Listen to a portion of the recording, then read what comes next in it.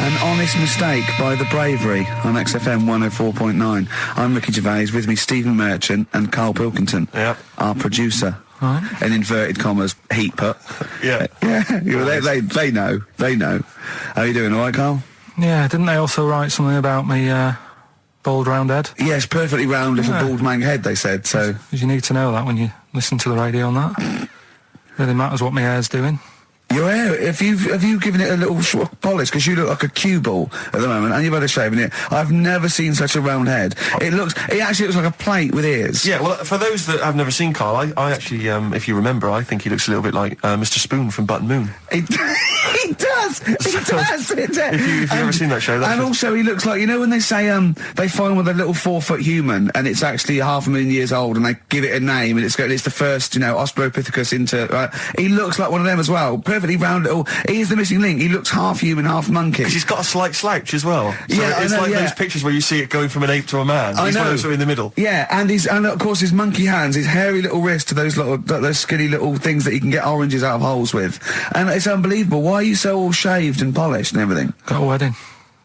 What? Got to go to a wedding today, so thought I'd clean myself up a bit. Yeah. Shouldn't you be wearing a suit or something? No, I'll go home and put something on. Oh, okay. But Suzanne said, make an effort. I sort of had a shave and that, and then I came out of the bathroom. She said, "Oh, your head looks a bit sort of eggish." She's right. She always worries about when I have a shave, because I just, That's your girlfriend, Karl. I know. Saying that. Just think, so don't worry about Heat saying it. The funny thing is, it's Boyd Hilton, I think, of Heat that wrote it. And he's got a little bald head. Yeah, no, don't slag him off. Yeah, but on the end of his review, does it say, written by Baldy Boyd? No, because it doesn't matter, it's a magazine. Don't worry about it. Looking forward to the wedding? A bit boring, innit? But you've got to do it. They're probably listening. Should we do a shot? No, it'll be a great day for them, but I know what will happen. Suzanne will see, all the fuss and that, and then she'll get ideas, and I'll have to let her down and all that. Why is it you don't want to get married again? I always forget. It's just... who's it for at the end of the day? I've been with Suzanne for 11 years, right? Sure. We're happy. Well, I am. That's what counts. You're never happy. I am. I'm all right. Yeah, no, you're happy with Suzanne and everything, but apart from that, you're never happy. You are the most grumpy, moany thing in the world. I mean, I get annoyed, but I'm always happy. I was annoyed here. I was happy coming here, but there was a bloke behind me walking and scuffing his feet. He had a pair of those stupid skulls on, and he was clicking and scuffing. Wear some shoes. You don't have to click. Pick your feet up. Flip-flops annoy me. But I'm happy. I'm just annoyed. You are just like, oh, the world's on me.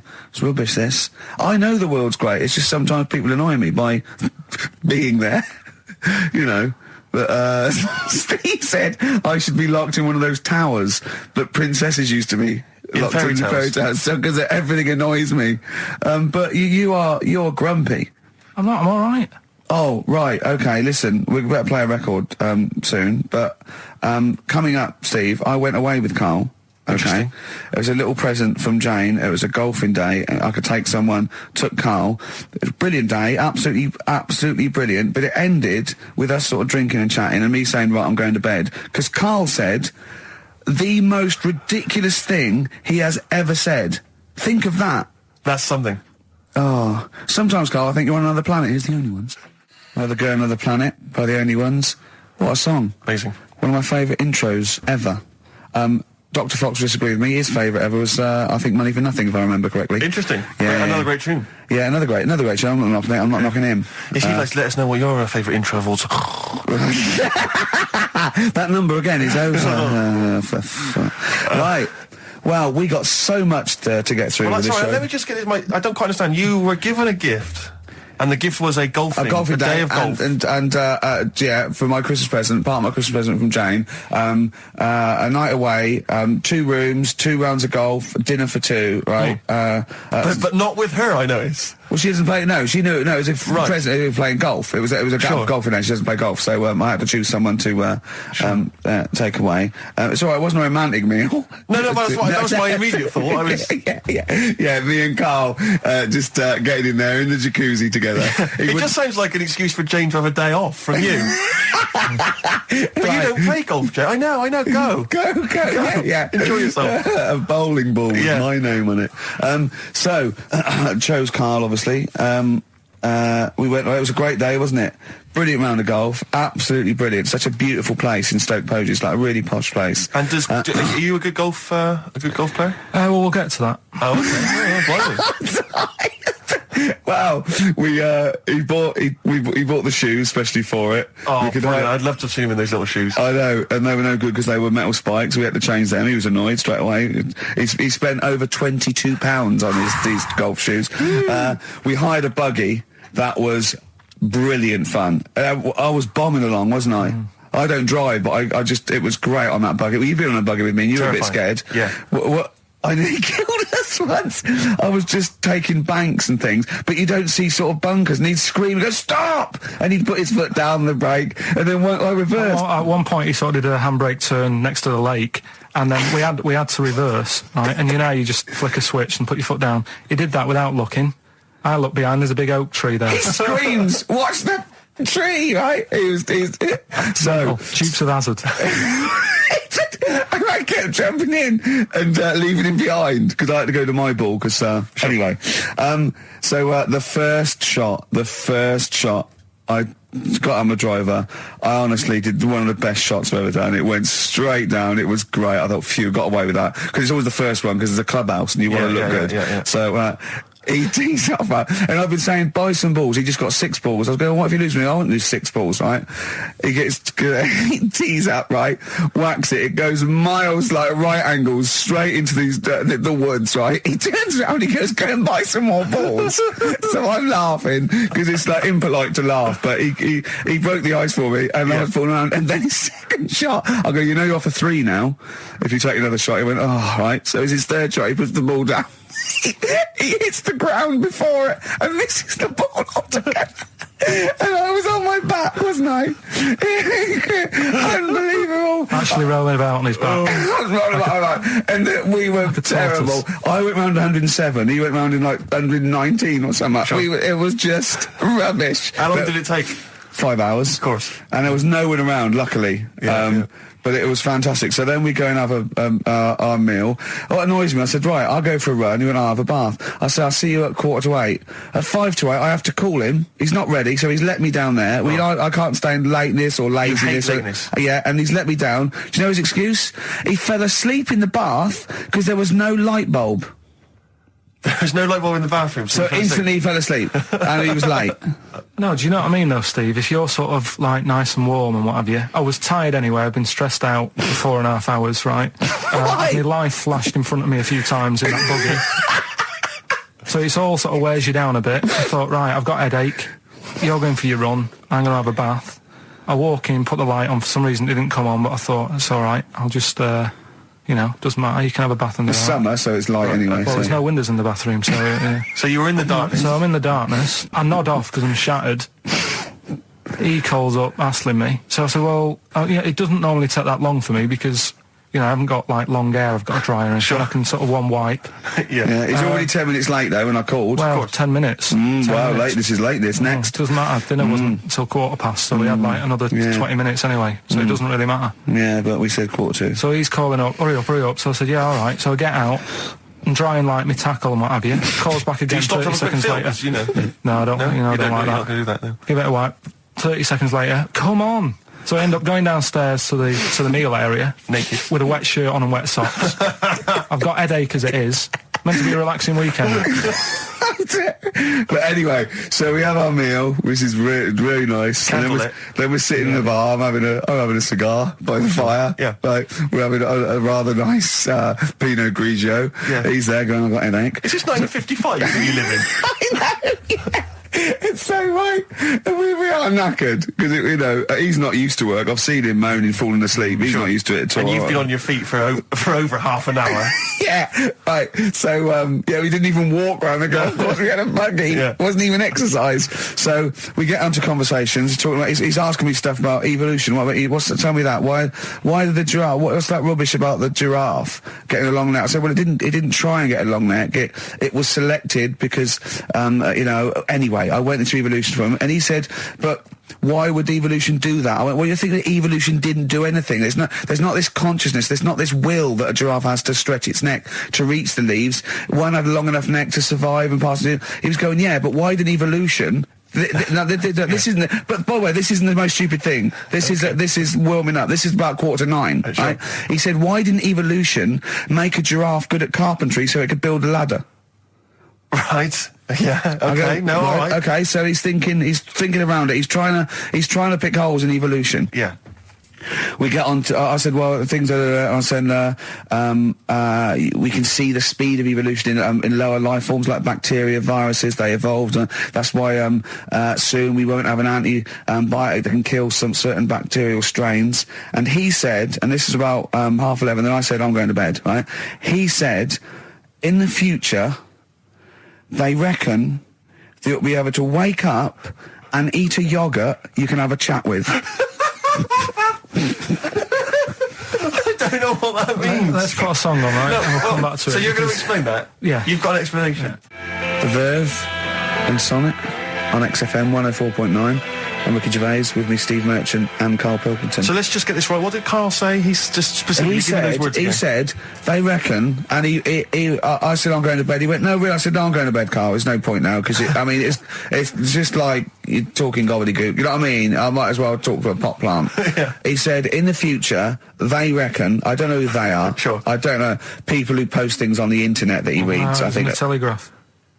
Anyway, complete the sentence. They reckon that in the future you'll be able to wake up. I love it. There's always a little scenario, an embellishment, like this little.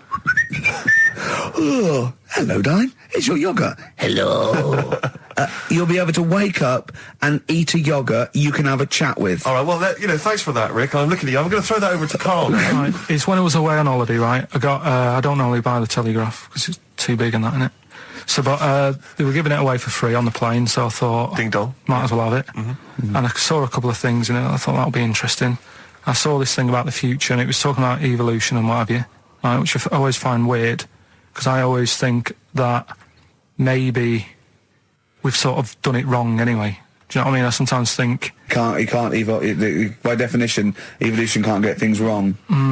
Things change, that it's not successful, it can't pass on its genetic material, or but if you're around, it's working. If you're around, it's working. Slugs are as evolved as they need to be. Slugs are as evolved as you and me. That's true enough. Yeah, no disrespect, but it works. It works. Sorry, they're around. Anyway, what's your point, Karl? No, I mean, I think we probably would have been better off staying as a fish. Just because there's more water than land, isn't there? Right. And you wouldn't drown. This is why I went to bed. No, I can imagine. I'm thinking of dozing off now. Yeah. No, but it went... do you know what I mean? From... What was it? It was bacteria, it was fish, mermaid, man, onwards and what have you. So anyway... Oh, God! No, there are a few knowledge gaps in your theory of evolution. You generally got it right, though. So I mean, basically, it went bacteria, fish, mermaid, man. So what's next is the big question. So it was telling you all about this and what have you, and saying how, like, we shouldn't have interfered, because maybe if we wouldn't have invented planes and what have you, maybe we'd be able to fly and what have you if we really needed to and stuff like that. Okay. So we've interfered with evolution, you see. Right. Well, then it was saying, well, what's the future got? Well, yes, in one way we have interfered with evolution. Yeah, the evolution of the human being in society is changing. It's no longer based on the strongest or the fittest, because medical science can keep us alive long enough. People can pass on their genetic material where without this civilization they wouldn't have been able to. So yeah, there are different parameters, there are different pressures, there are different things that say whether we're going to pass on our genetic material or not. Okay, so in that sense you're right. And that, Rick, as far as I'm aware, has led to a yogurt that you can eat and have a conversation with. So this is what it was saying. It was just saying, we're living in mad times and that. There's a lot of weird stuff going on. One of which is... And the fellow was just saying, with computers and stuff like that, the way it is, we'll be able to wake up... Go on. Have a chat with your yogurt and have something to eat. What do you mean, have a chat with your yogurt? Because of the amount of... I mean, you have them yogurts already, those friendly yogurts. Those bacteria-friendly ones, so this is just a really friendly one. Yeah, they don't... Oh, God! I'm my best! Do you know what? Sometimes, Carl, I think that we're having a chat with a yoghurt. Do you know? There can't be any difference. Yeah, but then I'm always reminded that would be more entertaining. That would be more informative. God. XFM. U2, City of Blinding Lights. I'm going to see them next week at Twickenham. Yeah, well, enjoy that. Looking forward to it. Yeah. Thanks again for letting me know about your... old Nobbo and Edge and all that. Now listen, you just got an email there saying, can you turn up your microphone, Steve? Apparently my voice is a little bit Well, quiet. Carl has to do one thing, make sure we're heard. That's all he has to do. Well, I can hear it. Sounds fine to me. Well, not to the listeners, and that's who we're trying to please. Well, Yeah. it's one person, said he can't hear Yes, but we've only got one listener. So if he's not happy, we're buggered. You're allowed to say buggered. Not twice, certainly. Once could have been a mistake. Yeah. Twice, pointing it out is definitely, complaint material. Now, Carl, you haven't told us about your holiday yet. You were meant to do it last week and you didn't.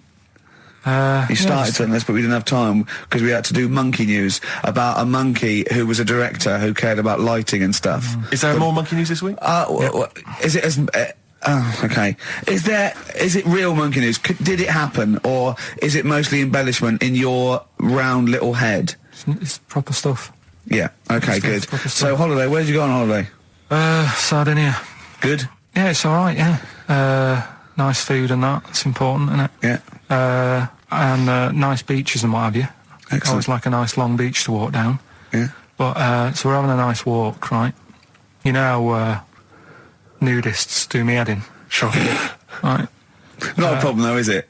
It's not like being scared of spiders where they might jump out under the kitchen sink at you. You know what I mean? It's not a big problem having your head done in by nudists. Yeah, but it just annoys me. It sort of ruins the day a little bit because it makes me feel uncomfortable. Right. Take your clothes off if you feel uncomfortable. That's much more relaxing. Yeah, but well, anyway, right. So I'm walking along the beach, right? Lovely long beach, might be watching the sea, picking up shells and that. And what are you wearing? What's your natural beach club? When he says picking up shells, I imagine he's on all fours going, like that, you know what I mean, looking at things. Just like washing his nuts in the sea to get them tasty. Yeah, going into the sea and then kind of shaking himself and all the water flies off. Yeah. I've just got, flip-flops on, pair of shorts, and like a little light shirt. Sure. Mm. So anyway, walking along, and Suzanne goes, "Oh look," right? And there's this woman, German, I think, coming out of the... How can you tell she was German? Underarm hair? I'll get to it. Forget the underarm hair. She came out, it looked like she was smuggling seaweed. I'm gonna burst! I'm going to burst! Oh, God! And the funny thing is, right, she... Smuggling seaweed! Oh, God! She was a bit hairy down there, was she? Mental. I felt bad because I hadn't had a shave for 2 days, right? Looked at her, it was ridiculous. She might as well have kept her trunks on. It was just like she was wearing furry trunks, right? So anyway, so I'm walking along. So... yeah, go on then. So Suzanne's like, "Oh, look," and I'm like, "Oh, not again," because every time we go away, there always seems to be one of these. Is she by herself, this woman? Well, the weird thing was, she was with her husband, right? Yeah. But he had shorts on. He was happy, right? But every time, because I walked past her, and he sort of ran off, because he's embarrassed. Do you know what I mean? There's nothing normal about it. What can he do? He can't go, "All right, mate," because he knows it's odd, right? How old was he? Sorry, how old was she? It's hard to tell when someone hasn't got clothes on. Sure. Do you know what I mean? They always look older, don't they, when they haven't got clothes on anyway. But I'd say she was about 40, 41. Okay, right. So I walked past, and the annoying thing is, she got there on a bike, right? No clothes on, little pair of boots next to the bike. So if you can wear boots, just pop some shorts on. You know what I mean? That takes more effort for me, putting boots on. So put the shorts on, right? So anyway, the husband kept running off. I walked past, and I'm getting annoyed because I'm saying, well, we've got to walk past them again on the way back. I like the fact that they're scuttling away when Carl walks past. Like when you lift up a bit of sort of iron sheeting in the woods and loads of mice run away. Yeah. It's like whenever Carl goes, that nudists run away. Yeah. Oh, right, okay. So we sort of come walking back and what have you, and you know, I have another look and what have you, and he runs off again. Why another look if it offends you so much? Oh, you might as well just have a look. You know what I mean? It's just putting it on show and what have you. But the interesting thing was, I just wondered whether the husband... If the husband were nude, you'd looked at his tackle. Because remember, when you went to see those two strippers and it was a woman and a man and they whipped their shorts off, you said you looked at his tackle first. I think any bloke would. Well... You would. You just check it out. It's natural, isn't it? You just go, oh, right. So it is normal or whatever. Because you don't know if... you know what I mean? You don't know if what you've got's right until you see someone else's. No, do you know what I mean? Yeah. But anyway, so... but he got us talking, because I was... Then, as soon as I saw her, sort of, day's been ruined a bit, so I'm walking up the beach... It's been ruined! Walking up the beach with Suzanne going, how does it happen? Do you know what I mean? Why do people do this? What fun are they getting out of it and what have you? And, I just was thinking, is there any chance that fella, right, didn't even know that she was a nudist until they went away? Do you know what I mean? Because I said to Suzanne, say if I met Suzanne, it's like we're getting on, yeah, everything's fine. Yeah. And then you go off on holiday and you go, you haven't got much luggage. And she's like, no, it's fine, this is plenty. And I'm thinking, that's weird. And then we go down the beach and she whips her knickers off. I'd be annoyed, but there's nothing I could do. Do you know what I mean? Sure. So I'm just wondering whether that's what happened to this fella. Every time someone came walking up, he was like, oh, God, this is embarrassing. And he kept nipping off.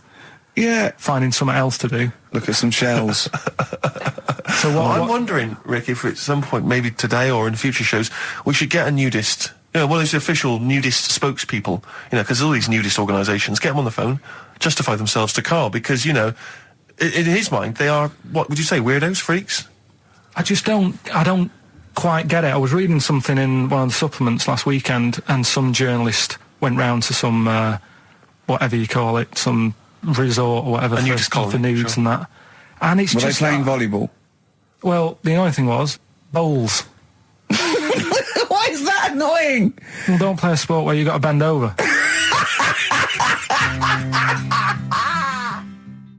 Neil Young from the album Zuma, and that's Pardon My Heart on XFM 104.9. Ricky Gervais, Steve Merchant, Karl Pilkington. We just had a text here that says, and I don't know what truth there is in this, as ever, but John says there is apparently a nude bike ride today in Hyde Park.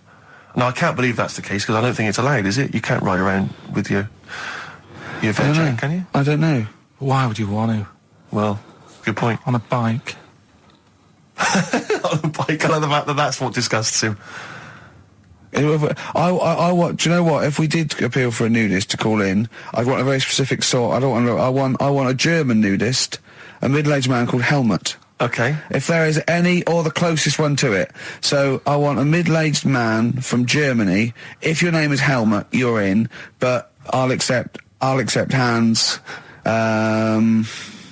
Karl would be good, wouldn't it? All right. Yeah. I think I'm wondering if the age might. Maybe we could we broaden that Okay, just a German nudist bloke. Right. Could he at least be fat? Okay. Could I find a fat German fella? If your name's Helmut, we're going to give you a big prize. Yeah. But you know, any fat German fella who likes to get his sausage out. Sure. Okay. It's sauerkraut. Yeah. What's the phone number?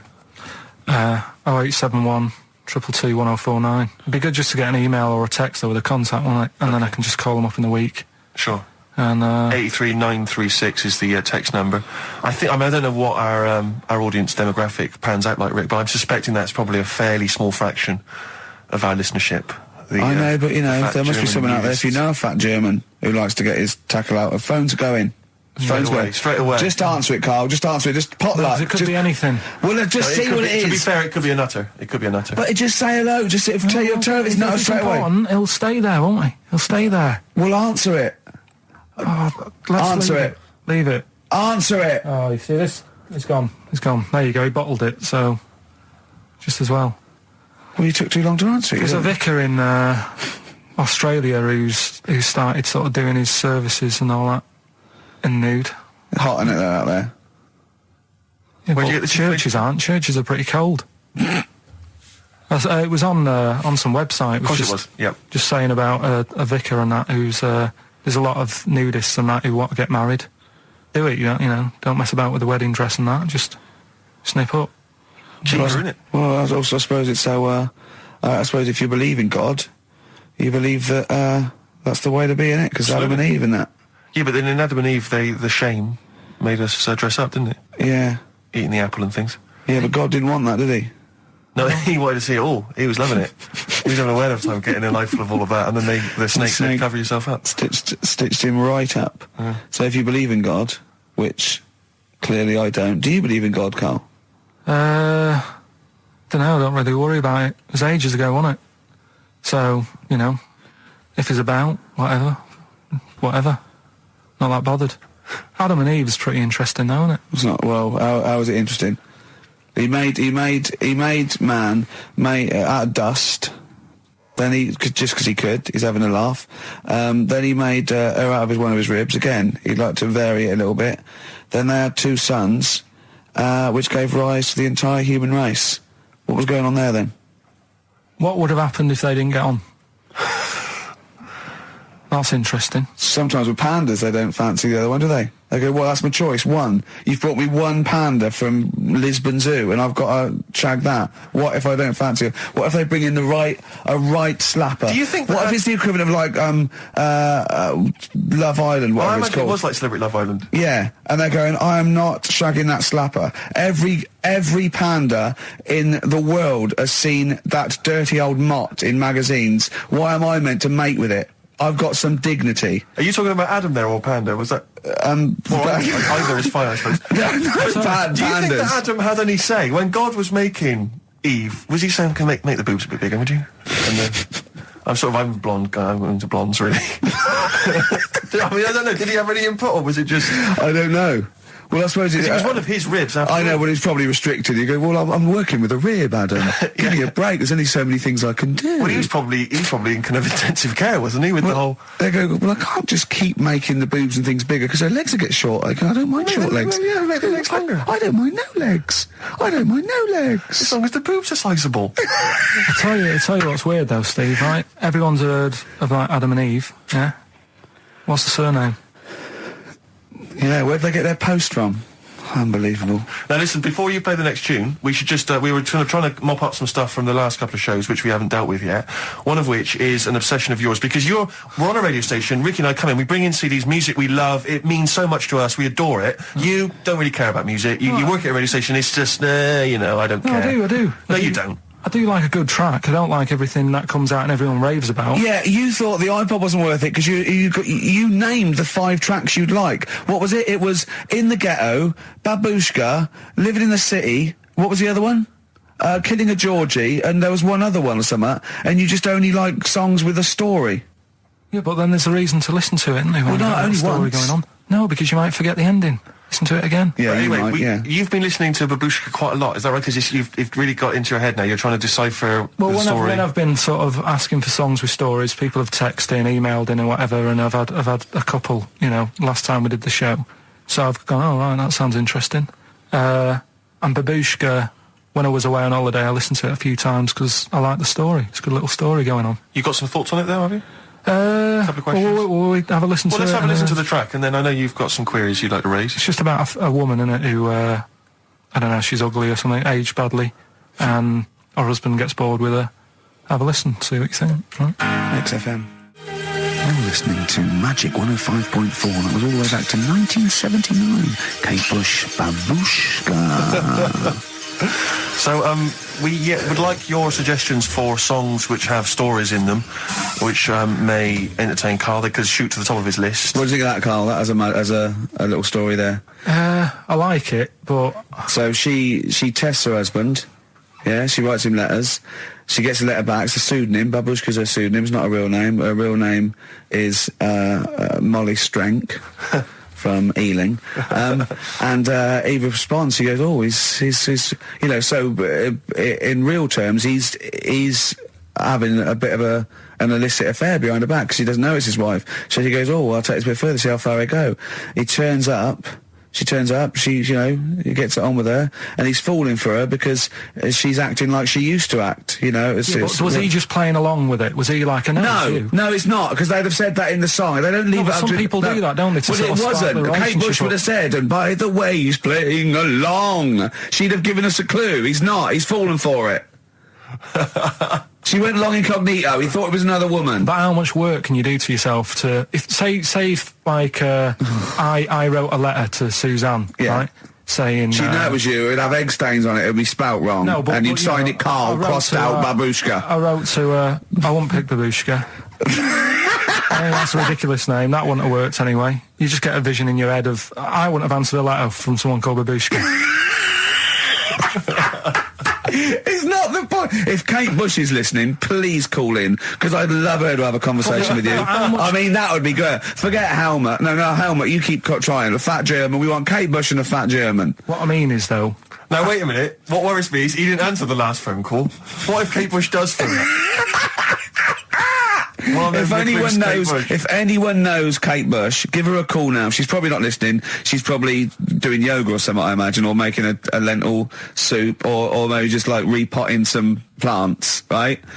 Or practicing piano, right? But if anyone knows Kate Bush, got a number, call her up now. Say, tune into XFM. There's a little bald mank fella wants to talk to you about Babushka, right? But how much? But Helmut, don't worry, you'll get your chance. The phones are going. That could be Kate Bush. That could be Bush. It's not. Don't worry about it. That could be Kate Bush. I know for a fact it isn't. Okay, answer it.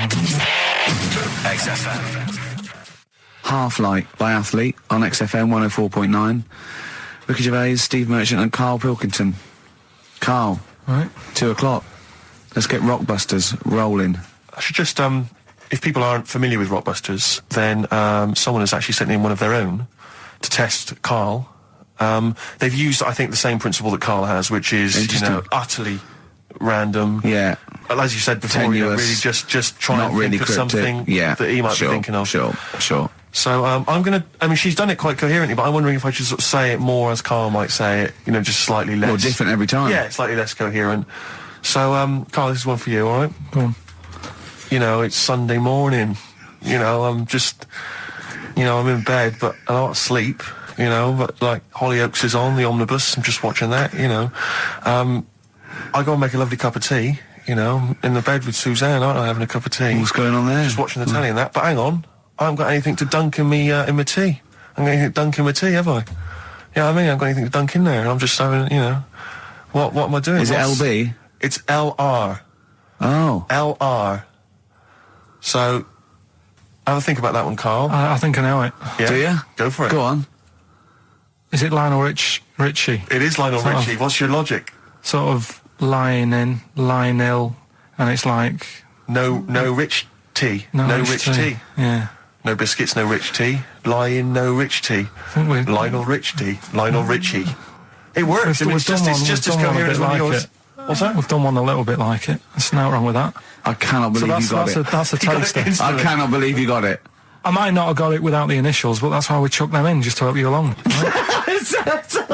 So what have you got for us this week? We've got 3 of them. By the way, don't bother calling in Kate Bush, because Karl doesn't want to answer the phones. He says Kate Bush is not going to call, so it's all going to be nutters. So we apologise. He's got one thing to do. He didn't even get the sound right, because someone was complaining about they couldn't hear Steve. He's got to do Monkey News, which is always twaddle, and he won't even answer the phones now, so I don't know why he gets paid. He takes off Mondays, because he works Saturdays. He gets paid for Saturdays. He takes 5 weeks holiday a year. Not off Mondays and he moans. Not off Mondays. Wow. Right, what have you got for us? Right then, the first one.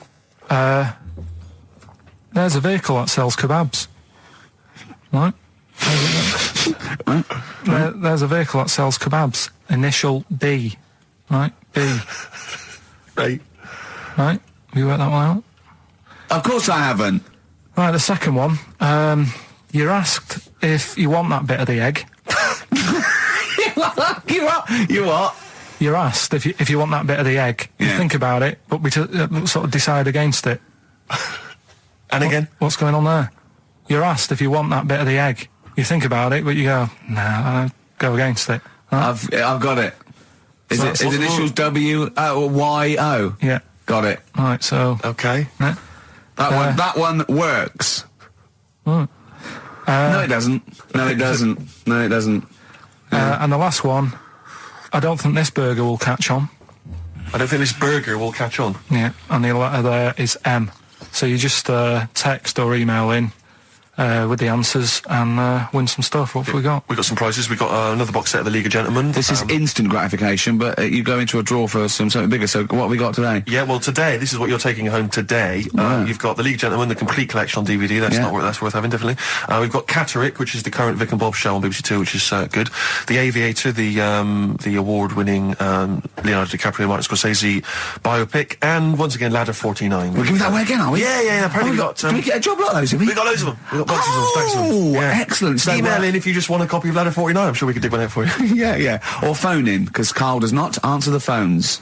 Right. And remember, the winner goes forward into the chance to win the big prizes, the signed Homer drawing, the signed Nigel Tufnell poster. And you go to rickygervais.com and see Matt Groening actually drawing that to verify it. But Lloyd Cole won't. Never anyone has it? Has it? Lloyd Cole, Impossible Girl on XFM 104.9. Wow. Rick, I'm just reading an email we've had, and it is indeed true. Scores of naked cyclists will be wheeling around London today in a mass protest against oil dependency. The World Naked Bike Ride will see the arresting sight of up to 200 daring riders bearing all in their cycle past some of the capital's most famous landmarks. Have they got to wear an helmet? Are they against wearing a helmet? Well, I think they're trying to make a statement, I would imagine. I don't know.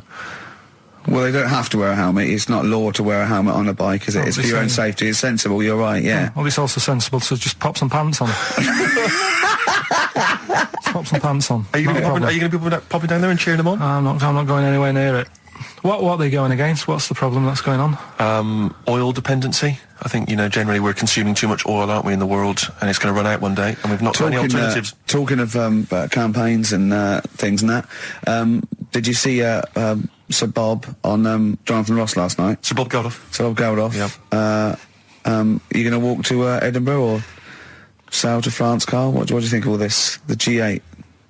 I think it's good that, he's doing some stuff for the world and what have you, but probably won't bother. No. I'm going to walk. What do you make of all this campaigning? He's dedicated his life to this now, hasn't he? Yeah. I mean, it's interesting. I was watching him last night, and I respect the man. I mean, he used to work here, didn't he? Did some shows and that. Mm-hmm. It's good. It's all right that he can do it, but... I assume that's not why you respect him. I assume you respect him because he's trying to save a nation, as opposed to used to work in XFM for a while. Yeah, I know, but I'm just saying it's good that he's given up a lot of his time to, try and save the world and that, but, there's a bit of me that's kind of like, is he wasting his time a bit? Right, well, what do you mean wasting his time? Well, he tried it before and... No, wait. What he's trying to say is that the G8 are I think the 7 most rich, wealthy nations in the world, and Russia, and they get together and they can wipe out the third world debt. I.e. they owe us billions and billions of pounds, they can't afford to pay it back. So he's going to say, let's wipe the slate clean and pledge, I think, a lot more aid and stuff to them, isn't it? Mm-hmm. So what do you think of that? But won't they just do it again? Right, what's you thinking? No, I knew I had a little diamond in the rough here. I mean, obviously, I admit I brought this up because I really wanted to know what Karl thought of it. Sure. Yeah, I had ulterior motives. It wasn't just for awareness, for the very worthy cause. It was because I know. Look at him looking at me. Look at him. He looks at me like a cat. Honestly, it's like there's nothing behind those eyes. Right? What do you mean? They're just going to run up the debt again, you think? Well, what I mean is, right, when I was a kid, right, and I wanted to go to the arcade, I'd borrow £1 off my mum, right, and she'd say, don't come back asking for more and what have you. But I'd have a go on a pinball machine or whatever, game on a fruity, and then go back, and she'd go, can I have some more money? And she goes, I gave you £1 before.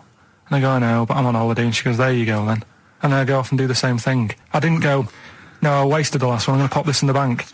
Right. So you think that's what's going to happen with... That's a nice metaphor. So what do you think happening there? That the Africans are blowing it down the arcade. Instead of putting it towards a fishing rod, they're blowing it down the arcade. I'm trying to win a watch. Look, I've got 100 goals. I think this thing is dodgy. Yeah. I'm trying to win a fluffy toy. I just... That's what Bob's saying, you're never going to get the Snoopy. You're never going to get the Snoopy. It's always going to fall out of the little claw it's before it gets to the top. claw is not strong enough. Yeah. Do not waste it. No, Midge. Midge, you have to write a song. Write another song, mate. They've blown it down the arcade. Brilliant. So that's your genuine logic, is it? Well, I just don't know... if they put me in charge of it, I don't know what I'd do. I just think it's a... Could I just say that will never happen? No. Could I just say to London, and anyone listening Sleep on Saturday, easy. Don't worry, Karl is not going to be put in charge of G8. It's not going to be him, Blair Chirac. That would be a joy if it were. That would be amazing. But anyway, so let's assume some alternate universe you are in charge. What would you do? Monkeys, obviously. It's like Planet of the Apes. What are you going to do? You're the only only person with opposable thumbs. What's your solution? We've done a lot of it, haven't we? We've sent, money out there. We've sent them clothes and that. Yeah. Have you? It's gone. You say we. Have you sent? I've done loads for charity. Go on. No, loads. I've done loads of stuff. Go on. For what? Oh, I give stuff to Oxfam. Yeah. What stuff you don't want anymore? Yeah, junk. You mean? Well, yeah, but it'll be all right for them. I mean, I said to you the other day, like, when they collect clothes for over there, I don't know, none of my stuff's going to fit them well. But the thing is, I do loads of charities. I do loads of things like... Go on. I pay for tools. I do that thing, a monthly payment of £5, paying for, toolbox and that for someone out there. I help old people, which I'm going to stop, to be honest. Why? Because... Do you know this thing I do, Steve? Right, no. This is a £5 a month as well, right? I got stopped in Leicester Square one day. They said, there's a little old woman somewhere. She's cold. Are you going to help her out? So I was like, why me? Right. So anyway, they said it's easier if people look after one old woman, right? So why me? I've signed up to look after this old woman called, I don't know, call her name June or whatever. It doesn't matter. So it does to her, but go on. So anyway, I'm paying this £5 a month, and the first £5, first time I paid it, I got this thing in the post, right? And it had, thanks a lot, Karl. You're looking after June. Here she is, here's a little picture of her, and she's sat there, what have you, with a cardigan on and stuff like that. Every £5 you pay, it'll be cheering her up, and, look after her, pay for her food and what have you. So, for a bit, you feel good, don't you? And you think, well, I've done my bit for the world. Anyway, 2 months later, get another package, right? Picture of June in there again. She's got a tan. So he's saying you're paying to keep her warm. No, they meant a week in Mallorca or whatever. And this is what I mean. People if they can get away with it. So, whilst Geldoff's there every year or every couple of years going, let's do this for them, let's do that. I tell you what, I wouldn't get off my arse if I was over there. Well, that isn't having a go. I don't know where to start. That isn't having a go, though. What do you think? So what do you think? You think they're going, don't bother getting a job or anything. Geldoff will be here. Geldoff will be, it's June. I don't know. It's difficult, isn't it? It's difficult. So you think Sir Bob should just wash his hands of the whole affair? You think it's a complete waste of time? Is that what you're saying? That you should just leave them to it? Just leave them to it, let them sink ever more into debt, ever more into hunger. You just think that should just carry on? Do you know what I think he's saying? I think, now, I'm not putting words in your mouth. Are you saying they blew the last lot we gave them, they've got to learn a lesson? Is that what you're saying? No, I'm not going to say that. I'm not going to say that. Is that what you're thinking? No. What are you thinking? I'm not thinking anything like that. All I was thinking is about this gig, it might have been better to do it, like, rather than, I don't know, ruining a grass field in Edinburgh and that, do it out in Africa, right? Get people out there, get the tourists up, do you know what I mean? Get a load of people out there. They've got loads I don't reckon he's going to get people to walk to Edinburgh. I very much doubt people are going to fly to Addis Ababa to see Coldplay. Cheap flights and what have you. Right. Hot dog stands and that, locals will love that, right? Job done. Brilliant. Let's put him in charge. Yeah, just for one day. Let's put him in charge of Live Aid. If Bob Geldof is listening, I know you respect him because he used to work on XFM. No, but if Bob, if you're listening, please, I would love, oh my God, a conversation, Bob Geldof talking to, forget Kate Bush, forget Halma. That would be amazing. Can Bob please call in and speak to Karl? No one call except Bob, so we know it's Bob calling. Right, get on the phone. What's the phone number? Can't we talk to him next week? He might be busy next week. No, he's got stuff to organise. Don't worry about it. Don't worry about it. We can talk to us next week. All right? I'm not going to go. I'll go through the phones. It's mental. Play a record. All right, what we're having? Bit of Killers? Yeah. The Killers, Somebody Told Me on XFM 104.9. Tell you what, talking of starving, I went to what is meant to be the best restaurant in the world on Wednesday, yeah. Sure. You must be famished. Well, Jonathan Ross booked a table there. It came out, I think he's been trying to get there for a while, and I think there's a waiting list and everything, right? And you've got OBE, you're walking straight in. He's walked straight in with that, yeah. Me and Jane went along with him and Jane to the Fat Duck in Bray. As it was voted the best restaurant in the world. Okay. Right. And it was incredible. I mean, it's across from the restaurant and sort of Barnum. They do, just incredible food. But all the way there, I'm thinking, well, I can't eat stuff in normal restaurants. I don't eat red meat. I'm squeamish about things like seafood, anything that's got too many legs, or was a crustacean once, or feeds on worms. I knew that one of their signature dishes was snail porridge. So I'm thinking, I'm not going to be able to eat anything here. So I was thinking, I had something to eat before I went. And I was thinking that they better not have mucked around the bread, right? Got there, beautiful, and it was really quite fantastic. And I let them know straight away that I was a Philistine, and they really accommodated me. You know, I didn't have the snail porridge. They put mushrooms in my snail porridge, which was more of a risotto, and there's tasting menus and that, and it was really fantastic. But Jonathan, halfway through, on the way there, I don't like travel well, on the way there, he actually phoned me and said, why are we taking you to this restaurant? Good point, very good point. They know, even if I go around there, they cook me sausage and mash. Yeah. Or, do you know what I mean? Well, you have the palate of one of those kids from the Jamie Oliver school dinners programme. He's got the lovely Jamie Oliver cooked, kind of ratatouille, but they're going for the sort of chicken Twizzlers. What's wrong with chicken? I love chicken. I like the chicken I can eat. I'm squeamish about red meats. There's nothing it's a mixture of, it's not morals. There's only one thing I don't eat morally, that's veal. But the other thing else is just like, if it's got eyes and legs and things sticking out of it, or it's But it hasn't got eyes and legs things sticking out of it. What are you talking about? I mean, it just infuriates me. I actually got to a point now where I refuse to eat out with Ricky, because I can't, it just sucks the life out of me. It actually makes me depressed. I can't enjoy the experience. If you go to an awards do, they bring out lovely food, 3 courses, always and lamb. You're whinging. You're always salmon, whinging. Which is hardly cooked, followed by lamb. Lovely bit of lamb. Who doesn't think lamb is the best of all the meats? Oh. And you whinge, you complain, you look at Jane like a little boy who's like, oh no, why have you brought me here? You are just... and I tell you, and I put it at I don't want to, badmouth people, but I suspect it's your family. I suspect it was your upbringing. I imagine, that if I came to your house, late 60s, early 70s, came round to your place in Reading, it would have just been the smell of chip fat. Always just on. Everywhere. Pervading, just one of those chip fat fries that's just, like you say, constantly, 24 hours a day, I used to eat just bubbling away. I used to eat beef and pork and that, and I used to have to, eventually, when I was getting sort of squeamish and getting older, I'd make her burn it so much that it was just like chewing on a piece of leather anyway, where I couldn't stand the sight of blood or so. A salad in your house would have been a pickled onion and a packet of crisps. No, a salad in my house, right, was when it was summer, we were out in the garden, lovely salad, grated cheese, grated egg, 2 bits of beetroot with your leaf, a pickled onion, and a packet of crisps.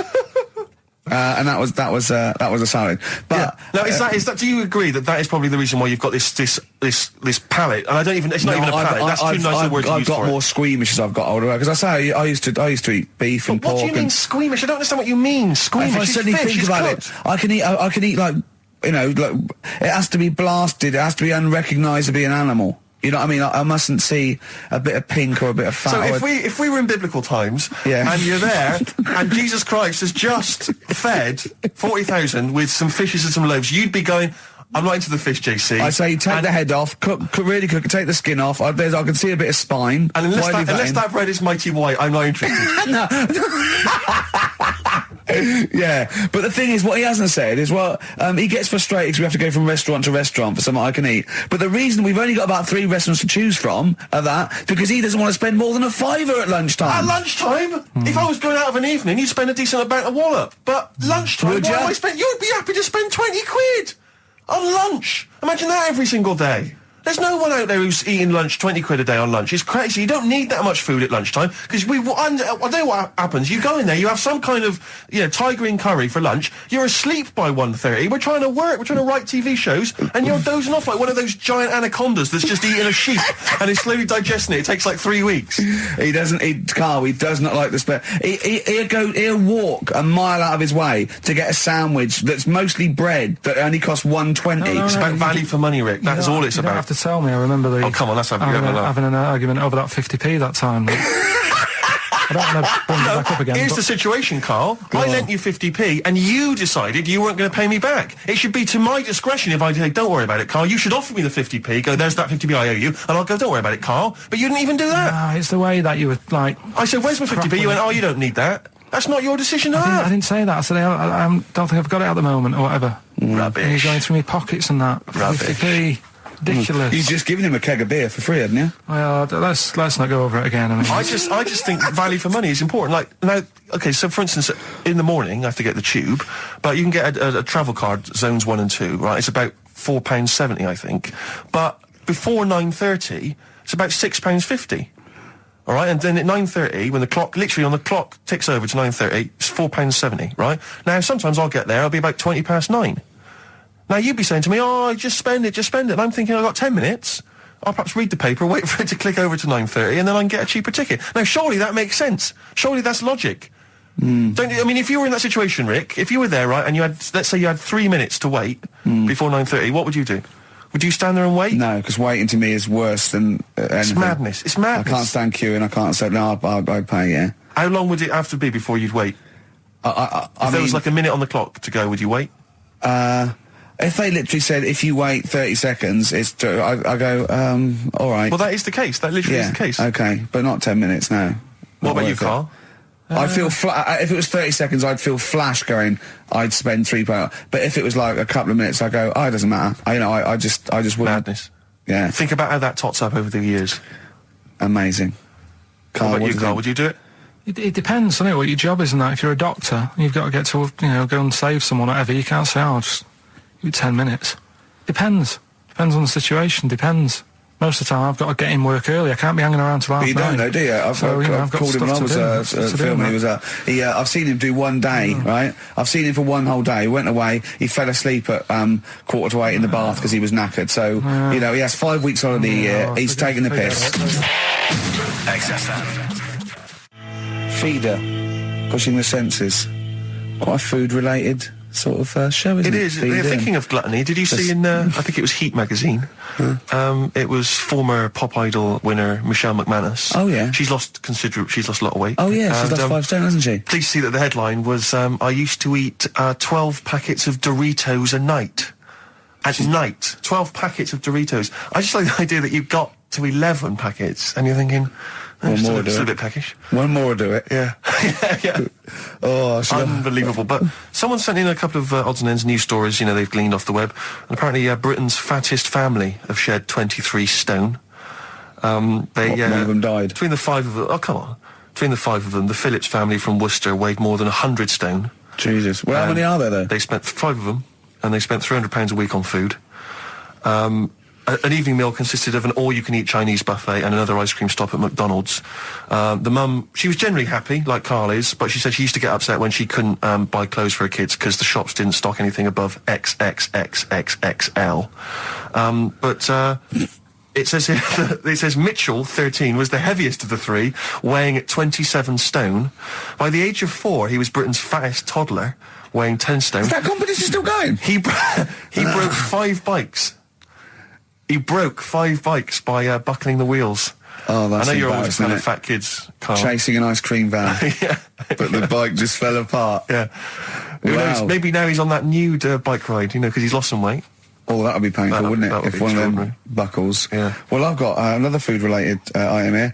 Now, Carl, I got a little email via my agent sent from someone here, okay, sent from someone at XFM, okay, and I won't say it was, she just said, I thought this might be good for Ricky to use on Saturday, and obviously what happened is Suzanne has sent you an email in the week, it was Wednesday, and you've returned it, but I think you've returned it to the wrong email address. You returned it to someone here who, of course, immediately forwarded it to my agent for ridicule on the show. Don't panic, it's nothing that bad, okay?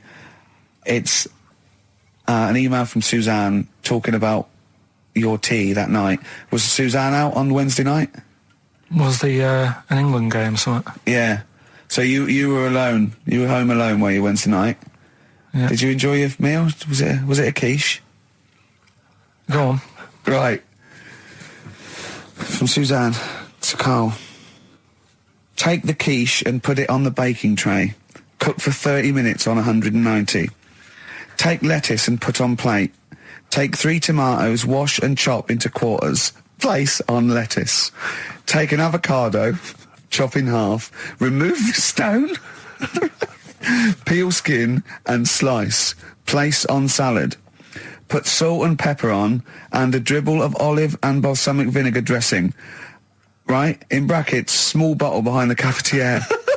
Right, in case he's reaching for bleach. Yeah. That's it. She had to put everything else away. Right? Then sprinkle a smidge of parmesan on top. Remove quiche from oven, cut into quarters and put on plate. Eat. Oh, wow. Does she have to do that every single time she's out? No, it's just that I'm not that good at cooking, right? And to be honest, that was a lot of hard work. I didn't bother warming it up. And I did without the avocado. Why? Too much messing about. He didn't even do that with instructions. It was too much. But yeah, I'm not that good at cooking. And Did you genuinely? That's not cooking though, is it, Karl? That's heating up a slicing. quiche. That's cooking it is making the quiche. Yeah, but I'm just. Could you have figured that out if she hadn't left that note for you? Why did she have to tell you what the olive oil and balsamic vinegar was? Because I've put sort of cooking oil on my food once, and I said, oh, it's a bit. It's ever since, right? Years ago. I'm gonna die. Years ago, leaving Mr. Magoo at home. It was ever since I put sausages in the toaster that. What do you mean? I nearly set the flat on fire. Because do you know, like when you're grilling food in a pan and all that? Yeah. Sort of sausages spit and it goes everywhere, doesn't it? And it makes everywhere greasy. In the toaster. So I thought, well, just want to warm them up. Yeah. Bung them in the toaster. Yeah. What happened? And she sort of caught. They got stuck and they sort of caught on fire. I imagine. She came in just as I was sort of plunging it, and Marty came in from work. Said, "What are you doing? I said, I'm in sausages." Well, the oven isn't on. I know, they're in here. What, you turn it off? Panicking and that. But I've never been into it. I've never been into cooking and that. At school and stuff, I didn't bother doing it. Oh, every time Suzanne comes home, she must think, please be the house still there. Yeah. Please not let me hear a fire engine as I come round this corner. Oh, God. She comes and goes, oh, God, thank God. I bet she's always happy to see you when she gets home and you haven't burned the place down or introduced some howler monkeys or something. Unbelievable. What I find extraordinary is there are people who are in sort of care in the community who don't need instructions on how to prepare food. Oh, they do. They can do it. Yeah, you show them once. Yeah, they do. Whatever you do, don't put sausages in the toaster, Johnny. Do you know what I mean? Yeah, and they've learnt it. They don't put sausages in the toaster. Yeah. They put their fingers in. Yeah. Are we doing Rockbusters answers? It's what London's waiting for. I'll tell you what, we'll play a song and then do Why not? Rockbusters, yeah? It's worth waiting for. Have we still got Monkey News to come? Yeah. Oh. Roxy Music with the old Dylan classic Hard Rains on XFM 104.9. Mixing it up, just mixing it up, mixing and matching. We've got Neil Young, we've got a bit of Roxy Music, we don't care, do we? They were bang up to date with some of the latest tracks from Feeder and the like, so... Yeah, big time. But it's what they're waiting for, is the Rockbusters answers. That's right. Right. Okay, give us the clue, give us the answer. Right then, first one. Hurry up, because we haven't got long for Monkey News. Don't worry about it, don't worry about it. First one. There's a vehicle over there that's... it's changed? Selling kebabs. Oh, it's changed, go on. Initial D. Yeah, what is it? That was Donovan. Okay. All right, yeah, okay. Yeah. That Good. works. I'll give you that. Yeah. Second That's a one. real clue. Well, they got it, like they always do, so they're always real clues. Second one. You're asked if you want that bit of the egg, right? You think about it, then you decide against it. I think I know this one. What was the initial again? Y-O. Is this John Lennon's wife, Yoko Ono? Yeah, that's right. I think that was her name, Yoko Ono, wasn't it? Yeah, it was Yoko Ono. It was Yoko Ono. No, you've got it wrong. You're thinking about it. You're asked if you want a bit of the egg. Yeah. You go, yolk. You think about it. Oh no. Oh, so you say it twice, you stutter. So No, it's no. Yolk, oh no. No, you didn't No, her wrong. name's Yoko Ono, though. Yeah, Yoko Yeah. Ono. Listen to the clue again. Okay, no. Listen to the clue. So what you say is, do you want this bit of the egg? You did the yellow bit. No. Yolk, oh no. That's Yolk, right. oh no. Yolk, oh no. Yolk, oh no. Oh, yolk. Yeah, go on, brilliant. Yeah, okay, yeah, Yoko Ono, yeah, go on. Works Yeah, perfect. Next, yeah. And the last one was, I don't think this burger will catch on. That was initial M. Yeah. McFly. Right? So, there's your 3 clues. What's There's your 3 answers. It won't catch on. Well, who'd want to eat that?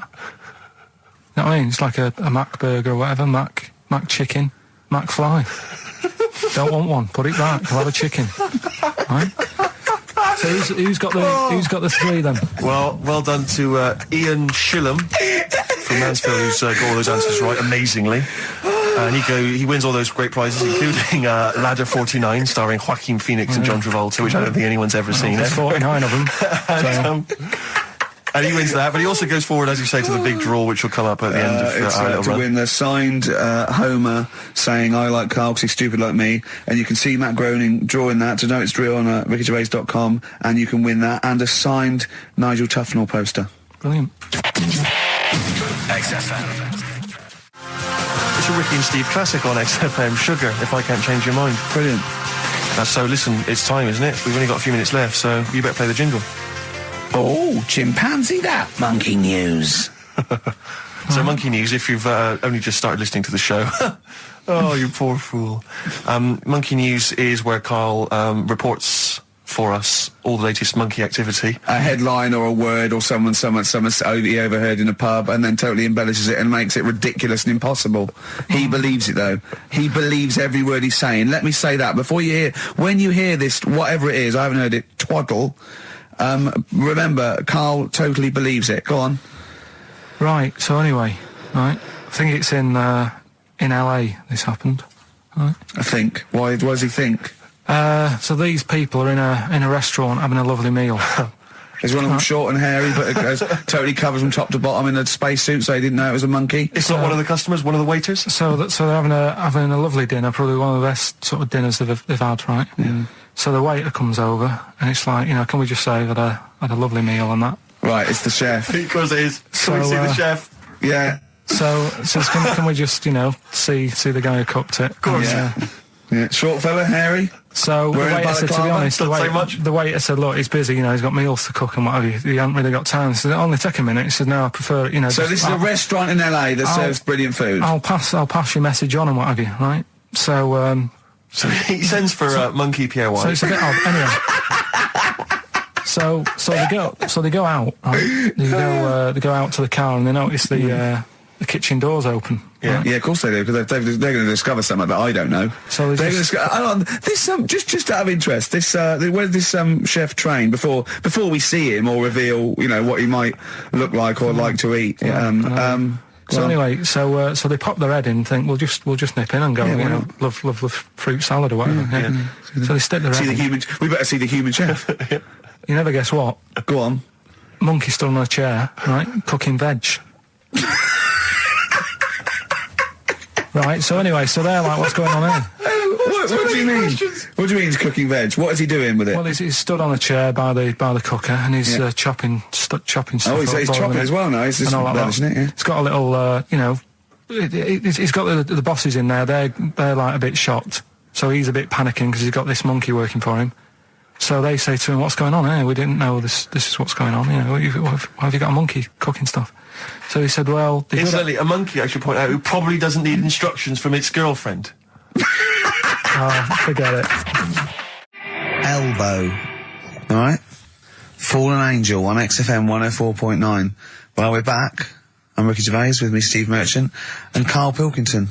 Karl's all a little bit... I don't know, he's a bit frustrated. He's sort of a bit sweaty and fed up today, aren't you, because of the heat? It's too much, though, isn't it? He was taken out. He was sort of wanted to fight. You know, he doesn't usually like to fight. I sort of like lead on him and try and rub his head. Yeah. But today he was sort of leading it. He was sort of like getting a little bit. If I didn't know better, I'd have said it was sexual frustration. Well, I was watching, Rick. If you don't mind me saying, I was watching, not in that way, just to watch. It was sort of like he was going, "Oh, I want to hit you," and I was thinking, does he want to hit me or does he want to do something else to me? Exactly. What were your thoughts, Karl? Exactly. I mean, I saw him sort of wrestling with you on the floor, and you clearly weren't enjoying it, but he was really. Yeah. What was that going on? What's the change? Why are you suddenly sort of? Well, what are you trying to say? No, I'm not. I'm just saying it was weird that you suddenly. It was like you were. Oh, you're saying a bit gay. No. Is that what you're saying? No, but what was? Suzanne accused me of that in the week. Why? For being a bit gay. So I'm sure you're gay. Why? Just because I was moaning about stuff. She said, "Oh, you're a drama queen." Right, well that's what were you moaning about? Not having enough gay sex? That she didn't have a knob. Yeah. It's going, oh, why don't you get yourself a nice little knob? Yeah. I mean, can I call you Frank, please? Could you wear this false beard? Yeah. It's just, well, we'll talk about it later. It was about the 7 Wonders. I just wasn't that impressed. He wasn't impressed. He said, well, we'd say that, yeah. Well, we got a top show coming up, haven't we? But if you are a little bit, just a little bit sexually, you know, don't be afraid to let it out. I mean, if you want us to relieve you of it. I'll tell you what. Let's have a little bit of Maggie May by Rod. Oh, it's a beautiful day. Killing a Georgie. That's your favourite song, isn't it? Oh. That's weird, isn't it? Strange, isn't it? That's weird. I'd like to hear Rod Stewart singing about a lovely lady, please, Karl. As would I. You can picture whatever you want. Bit of Rod.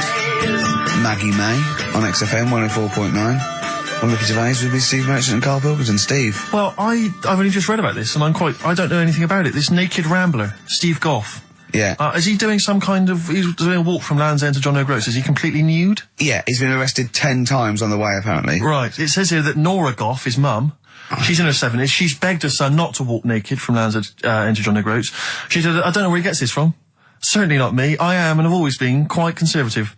He would never have been allowed to walk around the house without covering himself up. I wouldn't go as far as to say I'm ashamed of him, but I do not approve of what he is doing. Having said that, it's good to see him on the telly. yeah, it must be. It's not about anything. It's lovely. It's not embarrassed until they're famous with it. However embarrassing it is. But I can't believe my son's a serial killer. Nice to see him on the telly. He looks like one. He's not, obviously. Yeah. You know, I mean, what is he doing? I don't Steve understand. wouldn't say he was, and he's not. He's just a rambler. But he's there, right? What's his motivation? He's just walking to, I don't know. It's just a nudist, I suppose. Right. And there's a picture in there, and Karl looked at it and he went, oh. What's the point of that? He went, well, look at him. He's got shoes and socks on. He's got a rucksack on. He's got a hat on. He's not nude. He's just got his knob out. Yeah. But he's got a full beard, thinking, oh, I want to hide some skin. Whereas this little chap needs the air. I'll pop him out all the time I can. They really annoy me. Because it's in the supplement today as well, with the Mirror, right? And they've done a bit about nudists and that. Yeah. Again. Same problems all the time. Go on. There's like an old fella sat there, just... How do you know he's old? Well... Why are you looking, Karl? Looking at his face, aren't you, presumably? Yeah, I'm just saying he's old and he's sat there smoking a pipe. Sure. With his sandals on. Yeah. They're quite normal, just with his knob out. But look, he always made the same mistake. He's got a little white deck chair. Yeah. If you're nudist... Don't go for white. Why? Just sitting on that, getting a bit clammy and stuff. White, don't go for white. Go for darker colours. I don't know what he's talking about. So do I, but I love it. I love the fact that he's just got loads of pictures of naked men. Yeah. Walking around with loads of pictures I'm of just saying, a dirty arse on that. I think we've discussed the news before. I don't understand the impulse at all. I do find it bizarre. I mean, there's a picture there of 3 men nude in a pub. Yeah. Just having a chat. Yeah. Just having a chat. Oh, look at Karl. Carry him around those pictures. I mean, okay, fair enough walking around outside, but indoors? In a pub? Nude? Well, it must be a nudist Pop on a pair pub. of shorts. That must be a nudist holiday, I assume. As opposed to, like, the local. There is, though, isn't there? There was a thing in Bazaar magazine the other week where there was a picture of some people. They've got an airline of their own now. What, nudists? Nudes. Nude airline? So you can get on there. and your holiday starts as soon as you get on. Sure. And, but what's the point? Well, I'd be worried just about banging against things. You know. So to speak. Yeah, my shoes and things. Or spilling when the waitress comes along. What, RSS, and might she spill hot coffee? Yeah, it's a good point. Does she have to be nude? Do the stewardesses have to be nude? I don't know. But that bit as well, where they walk down the aisle and they have to check if you've buckled up. Yeah. She's like, excuse me, miss, can you just... And over 50s, it's always over 50s. Right, yeah. So it'd be an old woman on the plane. Yeah, yeah. It'd be like, can you just lift your left hip up so I can see the belt? Yeah. Yeah. Oh, God! Yeah. Oh, Imagine dear. if you've got to go into the crash position. Oh, God, yeah. You know? The last thing you see is your John Thomas. John Thomas. As you go crashing into a mountain. Terrifying. And then what if you've got to abandon ship? I know. Well, how would they explain that? Yeah. Go onto an island. Exactly. All right. Or being picked up by, a passing ship. Yeah. Carl, you notice they also play volleyball a lot, don't they? Yeah, I mean, you've always mentioned that, but I thought you were joking, but they love it. Yeah. They said that's what they do. They get to this special holiday That camp. can only be... Either they got the idea from sort of like Carry On Camping or Benny Hill, or they actually like it jiggling around as much as possible. Yeah. But is that safe? Well, I assume so. You play volleyball with trousers on, don't you? I wouldn't have thought... Yeah, but there's a bit of support there. I mean, I was watching athletics, right, the other week. Yeah. Right? Yeah. And I was watching it because there's a lad who I went to school with. He's, like, winning gold medals and everything there in the Olympics and stuff, right? So I was looking out for him. Now, if you went to school with him, I'm assuming he's got 3 legs or something? No, he's normal. Just a regular guy? He used to push me on my go-kart, and so I feel like I was there from the start, training up a bit. Yeah. And watching the programme, and there was swimming in it, and I was watching that for a bit, getting a bit annoyed, because that butterfly stroke, Yeah. I don't know why they do that. No, nor do I. It's just hard work. It doesn't make you go any faster than, let's say, that stroke. The crawl. Yeah, don't do that. That stroke on radio doesn't work. The crawl, yeah. So I was watching that, thinking, that's annoying. Yeah. And then they got onto the running bit, and my mate's in this race. Yeah. Now, they do the side shot, don't they? So you can see who's in the lead. Sure. And then they do that front shot, where it's absolutely pointless. The only reason to do the front shot, I think, is to keep women interested. Because you can basically see his tackle going from left to right, being battered all over the place. Why were you looking? Seriously, you had no choice. If you wanted to watch it, it was like, I was interested if he was going to win, but it's like, But why did you turn over and watch Charlie's Angels instead? Because I wanted to see if he won the race. Or flip back at the end. Just flip back to get the result if you don't... Well, yeah. Or at least turn away or close your eyes on the front shot. No, I wasn't. I just... Suzanne was happy. Suzanne was loving it. Yeah. And I was like, whoa.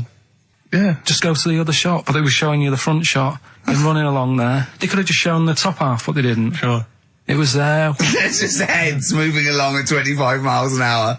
Yeah. Well, I think you're meant to see the running, the actual legs moving. It's athletics coverage, isn't it? It's not like... But they don't show you a shot from behind. Did you want that? Oh, no, I didn't want that either. It sounds like you were disappointed. Yeah. Play a record. What are we having? Better Radiohead? Yeah, it'd be brilliant, wouldn't it? Incidentally, last week, you remember, we began the show by talking about knobs. Yeah. I think we've got a bit more knob news this week. Is knob coming up, is it? Knob news is on the way. After Radiohead, more cock. Radiohead and go to sleep. That's not to you. Please don't go to sleep. We've got another hour and 35 minutes of fun chat and great music on XFM 104.9. I'm Ricky Gervais, with me Steve Merchant and Karl Pilkington. Pilky, little K-Man Pilkers, little baldy twat mank whinging, a little bit bent Pilkers. There he is. There he is there. Now, Rick, you may remember that last week we opened with some quality knob news. Knob news, yeah. It was Hitler's knob. Hitler's knob was one of them. That just sparked off into a whole bunch of other knob-related discussions. Yeah. And I'm pleased so far to see that we're almost at the halfway mark for this first hour. And so far we've only talked about nudity and/or todgers. Yeah. So excellent work from us. Well done, lads. Yeah. I'm looking forward to Dr. Fox and the rest of the Sony award committee listening to this one. Yeah. But more knob news. I don't know if there's a jingle for that, maybe. Oh, you nearly had the eye out. Knob news. Knob news, excellent.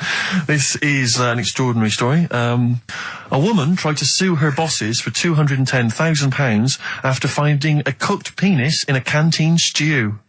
Hospital cleaner Sophie, something, I can't pronounce that name, was eating goulash for lunch and could not cut one of the lumps of meat. Oh, you can see where it's going. I've got so many questions already. I know. She picked it up and tried to chew it, but it was too tough. Then she inspected it with workmates, who all agreed it was a penis. Imagine that discussion. Yeah.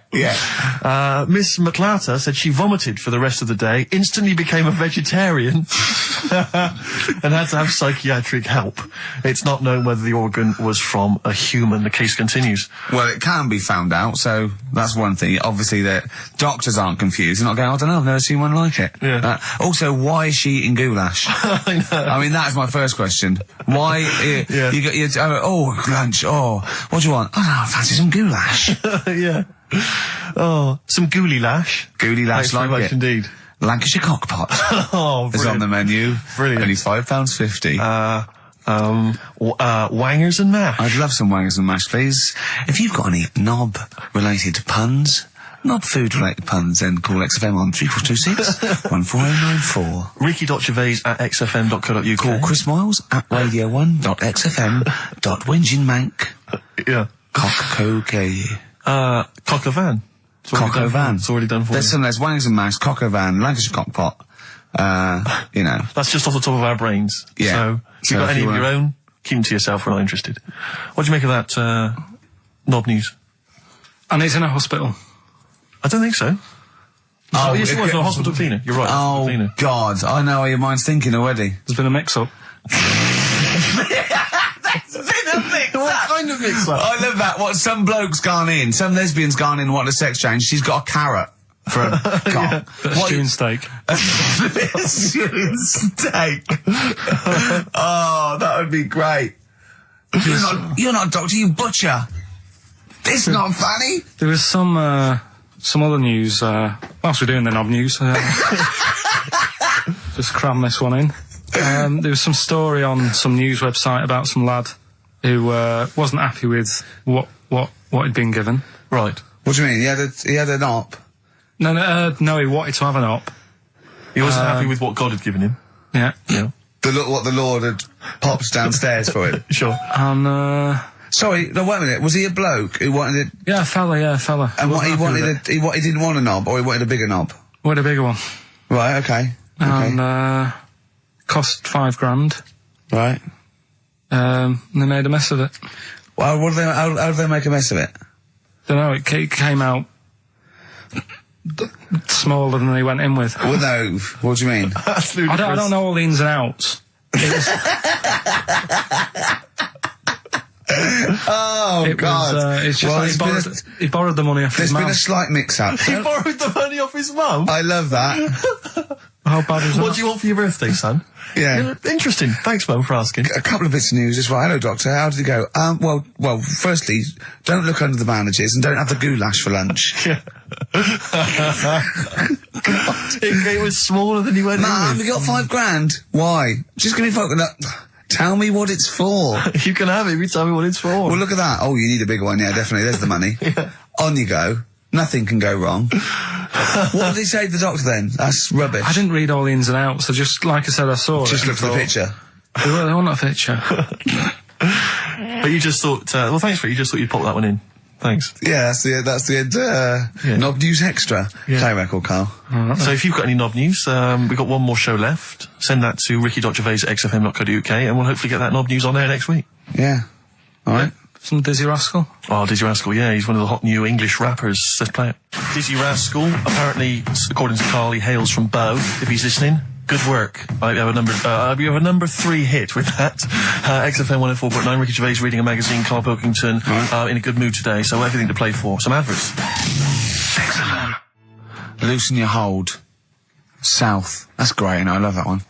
On XFM 104.9, I'm Ricky Gervais with me, Steve Merchant and Karl Pilkington. Good choice, Rick. Good choice. Karl, cheers. What are you thinking, Karl? What have you been doing this week? What's been going on? Yeah. You'd be miserable because of the heat, obviously. That's getting me down. Yeah.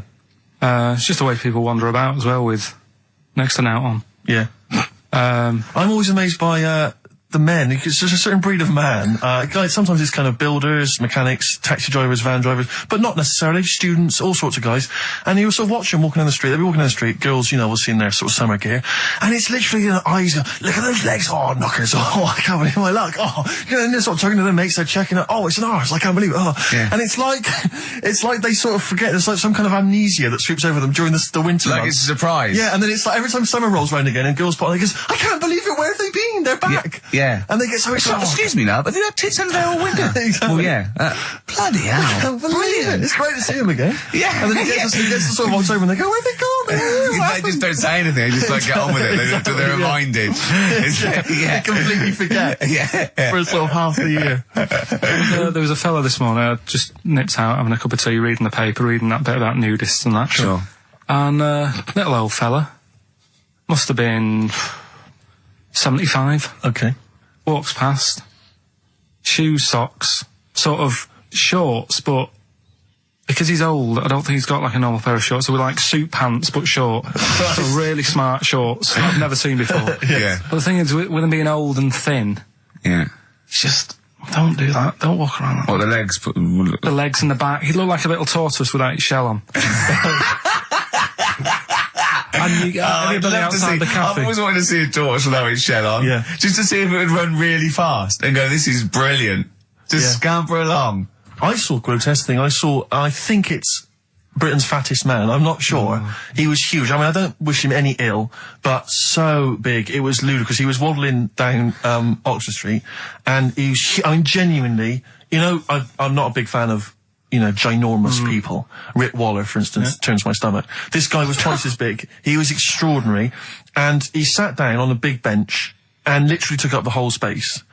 And he reached into his bag, he's having his lunch, and he was eating an apple. And I really felt like I wanted to slap him on the back and go, it's a bit late for that, mate. Well, it's probably starting now. He's probably starting thinking that I'm going to make a change. And imagine if you'd have said that. Yeah. And it'd have been awful, wouldn't it? Yeah.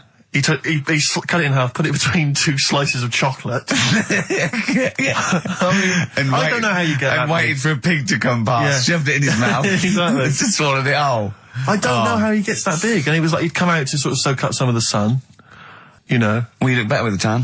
I suppose so. Yeah? Yeah. Was he wearing loose black clothes? He was, of course he was wearing loose black clothes. That works up to a point. Yeah.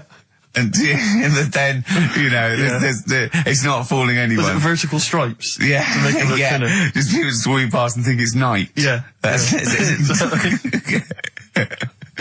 So, Karl. So that's that's been annoying me with the weather and that. Yeah. And then, I love the warm weather. Although I can't sleep at night. I had 2 hours in front, just went and lay down in front of the window, in front of the French window, just because it was just too hot last night. But if I can sleep, I love hot weather. I love walking around when it's sunny. It's better for you. People are usually happier in hot weather. The sun is good for you. I mean, it has been hot. I mean, it's 100 degrees. It's probably too hot to work, but... Mental. I can't think straight and stuff. Your little baldy head, isn't it bad for it? Because it just... Doesn't it get you make your brain a little bit hot? Well, I mean... I'm just got my head on show. What about the nudists? Worry about them before you worry about me. Right? Another thing that happened in the week, I've just had builders round, sorting the kitchen out. Yeah, sure. So virtually skint. But another problem happens. Boiler starts playing up. Right. So, and you've got to have a shower in this weather. You've got to be able to have a shower and that and freshen up and what have you. Well, I have a shower every day anyway. I mean, 2 sometimes, but yeah. Yeah, but if you haven't got any hot water, you can't, can you? Right? Cold shower's alright, isn't it? Mm-hmm. Go on. So anyway, fella comes round. Yeah. 90 quid. 90 quid? 90 quid. All he did, turns up, says, oh, yeah. Just bang it. 90 quid? Bang the boiler. That's 90 quid. Last time I banged a boiler, it cost me 90 quid. And there was a lot of leakage then. Yeah. So I understand where you're coming from. Yeah. I do sympathise. But I catch them out as well. I know that they're up to no good and stuff. They don't earn the money. Sure. And he was in the bathroom, so I sort of creep up and I try and stick my head round the door to see what he's up to. When they bloke in the bathroom? Right. It's weird, isn't it? So you creep up to a man in the bathroom and put your head round without seeing you? Go on, though. Fair enough. Right, do you want to go over what happened that time when we were in the pub and I go to the toilet and you're trying to get in? What happened? Is that normal? Go on, what happened? Go on, I'm not ashamed. What happened? Go on, say it. Say it. What happened?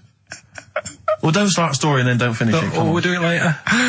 He was in the cubicle, and he got in the cubicle to have a piss to avoid me annoying him, right? So what I did, I got some like liquid soap, I just put it over and squirted on him, and he came out going, look, it looks like someone's just effing jizzed on me. I've got effing jizz on me back. I had to walk through Soho without me back.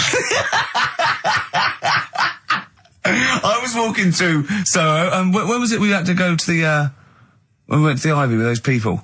Wednesday. Something like that, yeah. We had a business meeting, right? And, we were walking around the Ivy, it was about 11:30, and I was going down Old Compton Street, and as I got to just going past Mamma Mia, something hit me on the shoulder. I looked down, and obviously it was bird shit, but just for a split second, I thought it looked like jizz, and I just thought, oh God, because no, and I sort of wiped it off, and I thought, right, I got to wash my hands as I get in. It obviously wasn't jizz; it was pigeon shit or something, right? But I had this pamphlet once when I was at ULU. Terence Higgins Trust left this pamphlet, and it was all stuff like safe sex, and it was stuff like. Honestly, I swear, it said things like, you don't have to have full intercourse. It said you can do lots of other things with your lover, like... It said like come into some fruit, e.g. a melon. It says, with friends, just come on the back of one of them, right? And then this is the bit that made me think, and I thought, oh my God, when I looked down, sort of on my shoulder, it says, come out of a window. Yeah, on any passing celebrity. Oh God! Oh, I'll get that pamphlet. If anyone's got that pamphlet, it was brilliant. So, yeah. Good, right, well, let's play a record. Do you reckon Noel Edmonds did stuff like this on his show? He's back. Oh, dear. Smiths and Usk on XFM 104.9. Before that, we had Spunky News. Spunky News. Coming up, Monkey News. That's the sort of linked. This is Dr. Fox is no better than this. No. You must see we're getting better now. Yeah. Have you got any other news there, Carl? Well, you were just talking about bird muck. What a classy show this is. Yeah. I imagine someone just having a barbecue, tuned into this. Yeah. Can you turn the radio off? He's talking about coming out of windows again, darling. It's putting me off my sausages. Oh, well, I was walking down the street and this pigeon, sparrow, whatever, did its thing, and it landed on my ear. And I was like, oh, God. So I thought, well, I'm not going to wipe it off. Why not? Because I don't want to get it on my hands. Right? So I thought I'd leave it till I get home. So it's probably about... So you went to work. Oh, met some friends. Yeah. Oh, Yeah. about midnight. Went on the pool. So I was best man, so after the speeches. That is brilliant. It was on there for, I don't know, half an hour or something like that. Brilliant. Get home and get Did it not kind of slowly ooze down your neck? No, it's fairly hard. Right. And sort of corroded my ear. What are you talking about? Why did you leave it there, though? Why not just wipe it off with something? I can walk round with... Pop in a newsagent and buy some tissues. And then I look stupid. What? Where is the bird smuck on your ear? Brilliant. They're all wearing that now. But no, what is it they eat? It's alkaline. No, it's really strongly alkaline, isn't it? Or is it acidic? I don't know. Maybe someone knows. Is bird muck acidic or alkaline? But it's corrosive, yeah. Weird, yeah. Weird. Weird, It didn't seep into your brain. Listen, do you want to set up songs of phrase? Yeah. Oh, God. If you've not heard the show before... I thought we weren't doing this week. I thought we weren't. No, we'll do it once, right? And then next week's the last one, so we'll do Rockbusters, That might be the last one ever, depending on whether Karl decides to come back in October or not. Exactly. I'm bored of it. I told you I'm bored of it. Why are you bored with it? I get bored quick with stuff. Yeah. I told Suzanne the other night, and lucky she was, that I haven't got rid of her yet. She's, you know what I mean? Things. You put on a soft music though first, didn't you? You didn't just like start getting that around. You know you're a very lucky girl. Sorry? Well, I used to get bored with you and that. Yeah. Oh, dude. You're lucky you haven't pissed off. Yeah. Do you want all the champagne or what? Well, she was annoyed the other night. What's that on your ear? Don't worry about it. Pigeon shit, aren't it? We're walking to the pictures, right? To go and see Bruce Almighty. Sure. Why? And just something to say, innit? Yeah. So you were trying to sneak in the back. So on the way, cutting across Leicester Square, and those fellas who sell roses, he comes over. Do you want one? Do you want one? I said, don't do that. She's allergic to them. Right. So he'd go away. Yeah. She got all annoyed about that because she's not allergic to them. Well, she's not allergic now, but they're about £3 each. But the point of that, Karl, is not that she really wants a rose, it's that you're willing to spend £3 on her. Taking her to the pictures. How much was that? That was £8 each. Oh. Did you pay for it though? But didn't you ever... If I know you had her dressed up as a small child. yeah. Me and my son, please. Or you made her sit on your shoulders and wear a long coat. Yeah, exactly. Anyway, listen, songs of phrase then. You paid for her to go in and then you went and had a pint while she watched it. Yeah, there's no point in both of us seeing it, but tell me about tell me what it's like. Oh, right, songs of phrase. So let's explain what songs of phrase is. You do it. Okay. Oh, really? If you think that Karl is bored with life, then you will be even more bored once you have heard this particular quiz. The gist of it is that Karl has taken a well-known phrase. Well, no, I'll stop you there. Not a well-known phrase. Something that he said once on this show. Yeah, probably. And he's somehow compiled together a number of different songs which have somehow built up that particular phrase or sentence. If it's anything about Chinese people, Philip Bailey will be involved. That's all I can say. Okay, let's hear it then, Karl.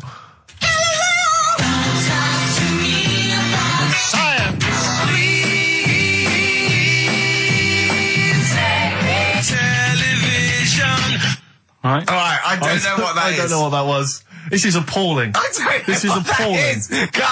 Karl, I do not know what that is. What is the phrase? I just was saying last week about everyone's raving about Galileo. No, they're not. No, they're not. No, they're not. No, that sounds like a sort of B-side from the Buggles. Everyone's raving about Beyonce and Robbie Williams. Yeah. They're not. People going, Pop Idol. What are you into? Galileo's good. Yeah. Forget it. No!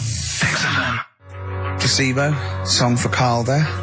That's Special Needs on XFM 104.9. I'm Ricky Gervais with me, Steve Merchant, Karl Pilkington. We were doing songs of phrase. Oh yeah, I forgot about that. Yeah. Oh god. So what is this phrase? What is the phrase, Karl? Last week we were talking about Galileo. Right. And I just was saying, years ago, I can't remember now, when was it? When was he doing his thing? End of the 16th century, I think. Right. And he was messing about, trying to find out about speed of light or something, is it? No, he did lots of stuff, Galileo. All I was saying is, Gravity, back then, surely everyone was saying, stop messing with that, make us a telly. You know what I mean? There was other things that people would have been happier with, sure, back then. So the phrase exactly is what? The well-known phrase is what? Galileo, it goes like this, doesn't it?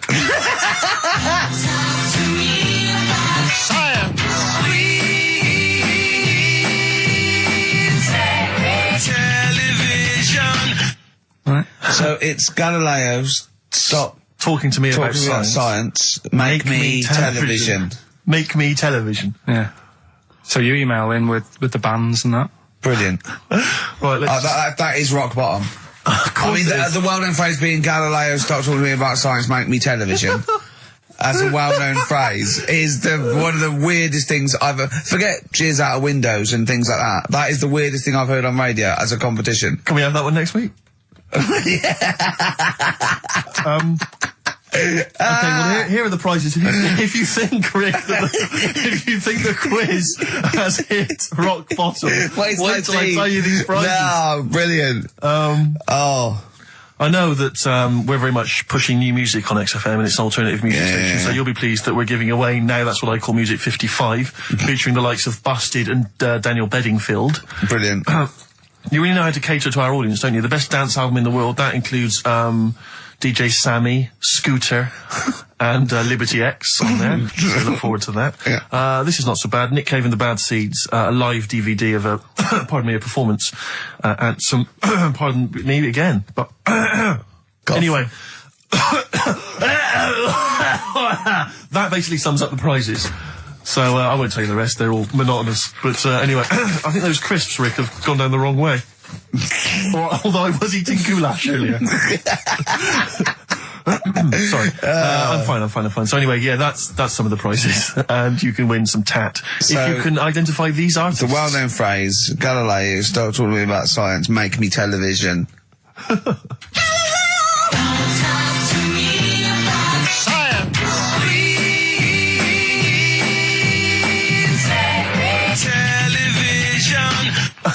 Just appalling. But easy this week, I think. Those, yeah.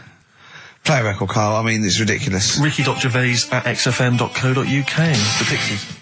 The Pixies on XFM 104.9 holiday song. He's talking about people coming around and just banging the boiler and charging 90 quid. I think it was last Christmas. We had a dripping tap, right? And it started off just dripping a little bit. And then after a couple, I thought, we'd get that sorted out. We couldn't actually turn the tap. It was just solid where the washer had gone. And then over Christmas, like before Christmas, it just started flowing. It was just like on. And I was thinking, this is terrible. It was terrible. It was the hot tap. And of course, the caretaker going away, everything had been closed down. So I called out an emergency plumber. Christmas, right, he couldn't get it to turn the tap off, right? So he was trying, and in the end he said, well, what I could do is I could just squash the pipe, right, cut the pipe and squash it, and then you could change the whole thing. I'm like, yeah, whatever, right, because I can't have this. So he said, I've got to go to the van, and he got this tool, came up to squash the pipe. He was only a young lad, right? Wasn't strong enough. So I had to help him squash the pipe. Right. He squashed the pipe, cut it, put a little nozzle on it, just to seal it, right? And I was 180 quid. 180 quid? And I want to say, surely that's half mine. Yeah. I helped it, and I was sort of being sarcastic. When Johnny was there, I was going, how much was that tool? He went, it was only about 9 quid. I went, pay for yourself, isn't it? Yeah. And I was going, can I get one of them? He was going, yeah, get them anywhere. Obviously, didn't it? And then he went, I wrote a cheque for 180 quid, and he went, I didn't charge you for the nozzle on the end. I went, no. He went, I said, how much is that then? He said, £2.50. So I can give you cash for that. £2.50. £182.50. So he hadn't even really sorted the problem out. But what can you do? He wasn't ripping me off. That's the prices. Yeah. He's not going to go, I'll tell you what, mate, because you helped me, call it quits. Yeah. Just buy me lunch. It's not going to happen. Yeah. My mate was locked out of his flat once, and he went out and shut the door behind him, and that was it. And he looked through a letterbox, and he could see his keys, right? Phoned a locksmith, says, look, can you come round? I can see my keys, right? It's just have to go out. And he went, well, yeah, but that doesn't matter. I said, I'm going to try it. It's 90 quid. And he went, 90 quid? He went, but I can see the keys. He went, yeah, I can get them for you. And he went, and my mate said, you're going to come round, you're going to charge me 90 quid, and you're going to scoop my keys up with a bent coat hanger. And the locksmith said, have you got a bent coat hanger, mate? It's brilliant. But it's a fair point, isn't it? Do you know what I mean? It's a valid point, that's it. And what can you do? Yeah. I'd have gone, thanks for the expert advice, and then asked a neighbour for a bent coat hanger. And they went, well, we'll call it 100 quid. Yeah. But that's more expensive than a locksmith. Well, yeah, because you're going to illegal traders. Exactly. We've got no licence. Yeah. We've got to pay a little bit more in case we get fined. Exactly. But that's what was going on when, the fellow was round the other day fixing the boiler in the bathroom. Just wanted to make sure that he was working on it, because it all went quiet in there. Mm. He had the door shut. I'm trying to have a little quick sort of peep, seeing if he's doing anything. And I pushed the door. Just like this sounds. But just pushing the door slowly. And he's going, don't come in. I was like, what are you doing? Well, what was he doing? Don't know. But then he's like, 3 down. Probably doing a crossword again. That's what annoys me. The way that, it's all secret. You're not coming in. And you hear the odd bang now and again. He's probably sat there, crossword, 3 down, giving it the old, just now and again. With his foot. Just annoying. Yeah. How much did he charge you? 90 quid? It's just under 90 quid. Yeah. And all he said was, give it a bang. If it don't work again, give it a bang. What does that mean? Is that an air block? And they just what is it? I don't know. It's not that complicated. You wouldn't think a boil is that complicated. It's not like understanding, you know, how a fast breeder works or a computer. It's a big lump of metal without water in it. How can we not know how that... Yeah. We were discussing yesterday, me and Glenn were trying to work out how our fridge works. Right. Pretty cool. Magic? It is the magic comes down the electricals into the frozen peas. That's what I thought. Yeah. Yeah. I know it's something to do with the hydrofluorocarbons that can exist at much lower temperatures without freezing.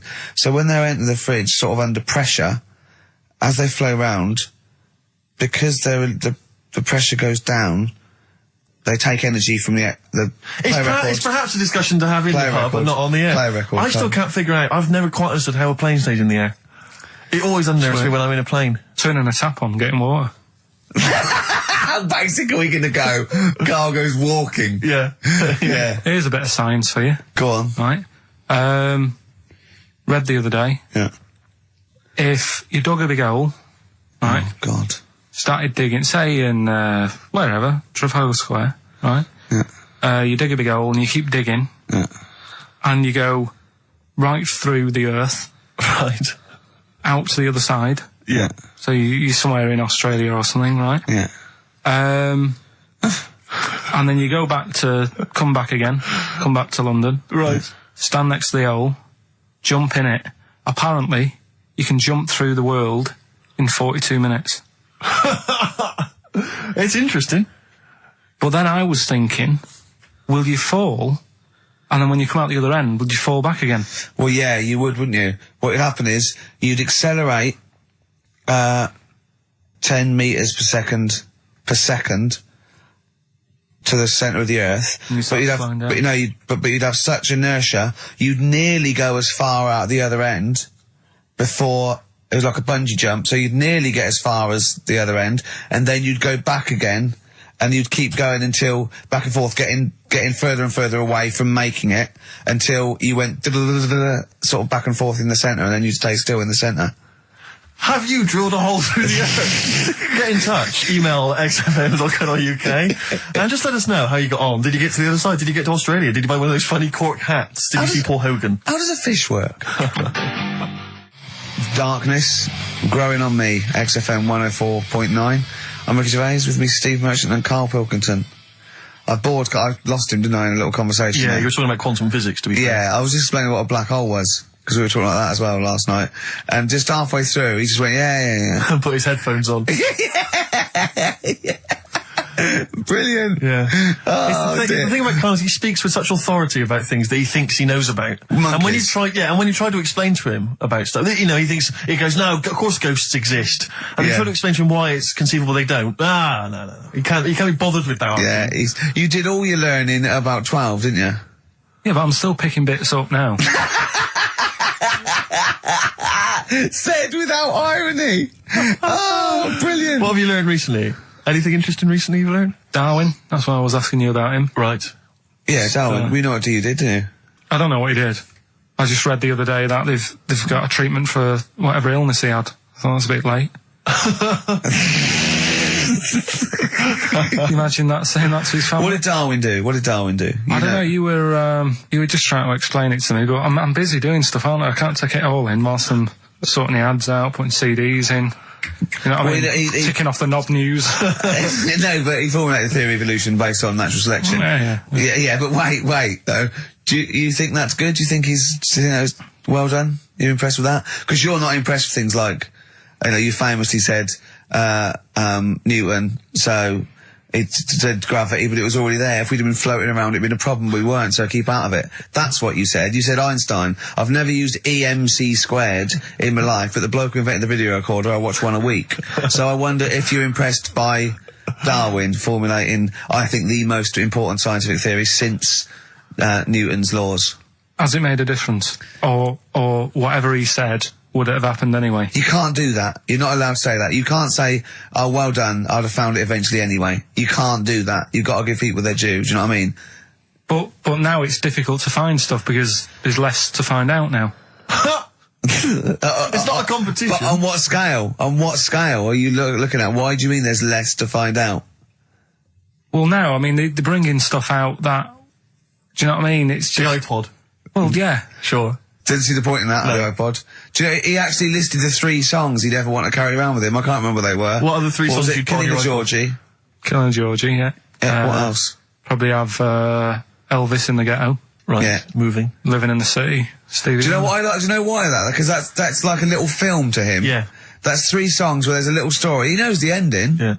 But it's someone singing it to him. A little. Just put them on it. How many songs can it hold? Well, 7,500. Put that on 7,500 times. Sure. Well, you don't need to, do you? I mean, that is like that joke. The wish. Imagine putting on 7,500. You know that joke about you got 3 wishes. It says a never-ending bottle of Guinness. And he goes, second wish, you have 2 more of these. Yeah. You don't need to put them on 7,500 times, do you? No, you don't have to. Never mind, Carl. Never mind. Answers rushing in, we should point out, for the quiz. Most of them agreeing that it's pointless. Some people have called it... It's songs of phrase, of course. Some people are referring to it now as songs of arse.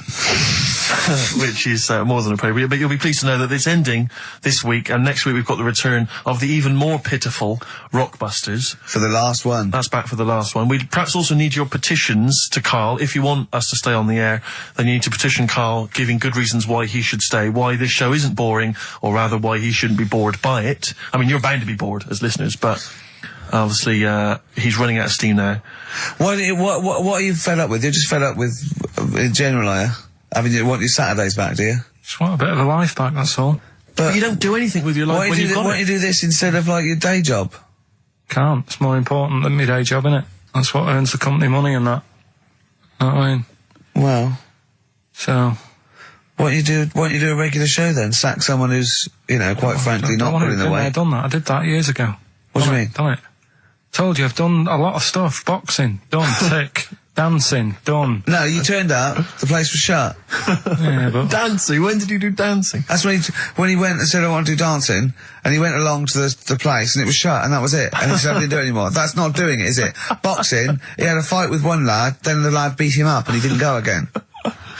Oh dear, it's pathetic. Well, anyway, yeah, so this is basically our penultimate show. Next week's the final, and we're all looking forward to that enormously. Yeah. But that may be it forever then, and this all for one, one for all for one. The Three Musketeers, gone forever. Yeah. I, for one, will be pleased. Oh, I have to get some of these taped, because I like coming in and sort of, Incidentally, Rick, don't be afraid to nick as many CDs as you see fit on that last show. People have already nicked them. No, I know, but just take whatever you want. If that 4 Non-Blondes is still there, isn't it? I think it's still there. Because I don't want that to be nicked. Yeah. And I got a feeling, because I don't think there's any Smiths in the library, but there's quite a lot of Gina G. Really? What? What was that sigh for? Nothing. What? Ooh. Play a record. Monkey News is on the way, plus the results. This isn't radio. You've got to keep talking or playing music. Play some music? Yeah.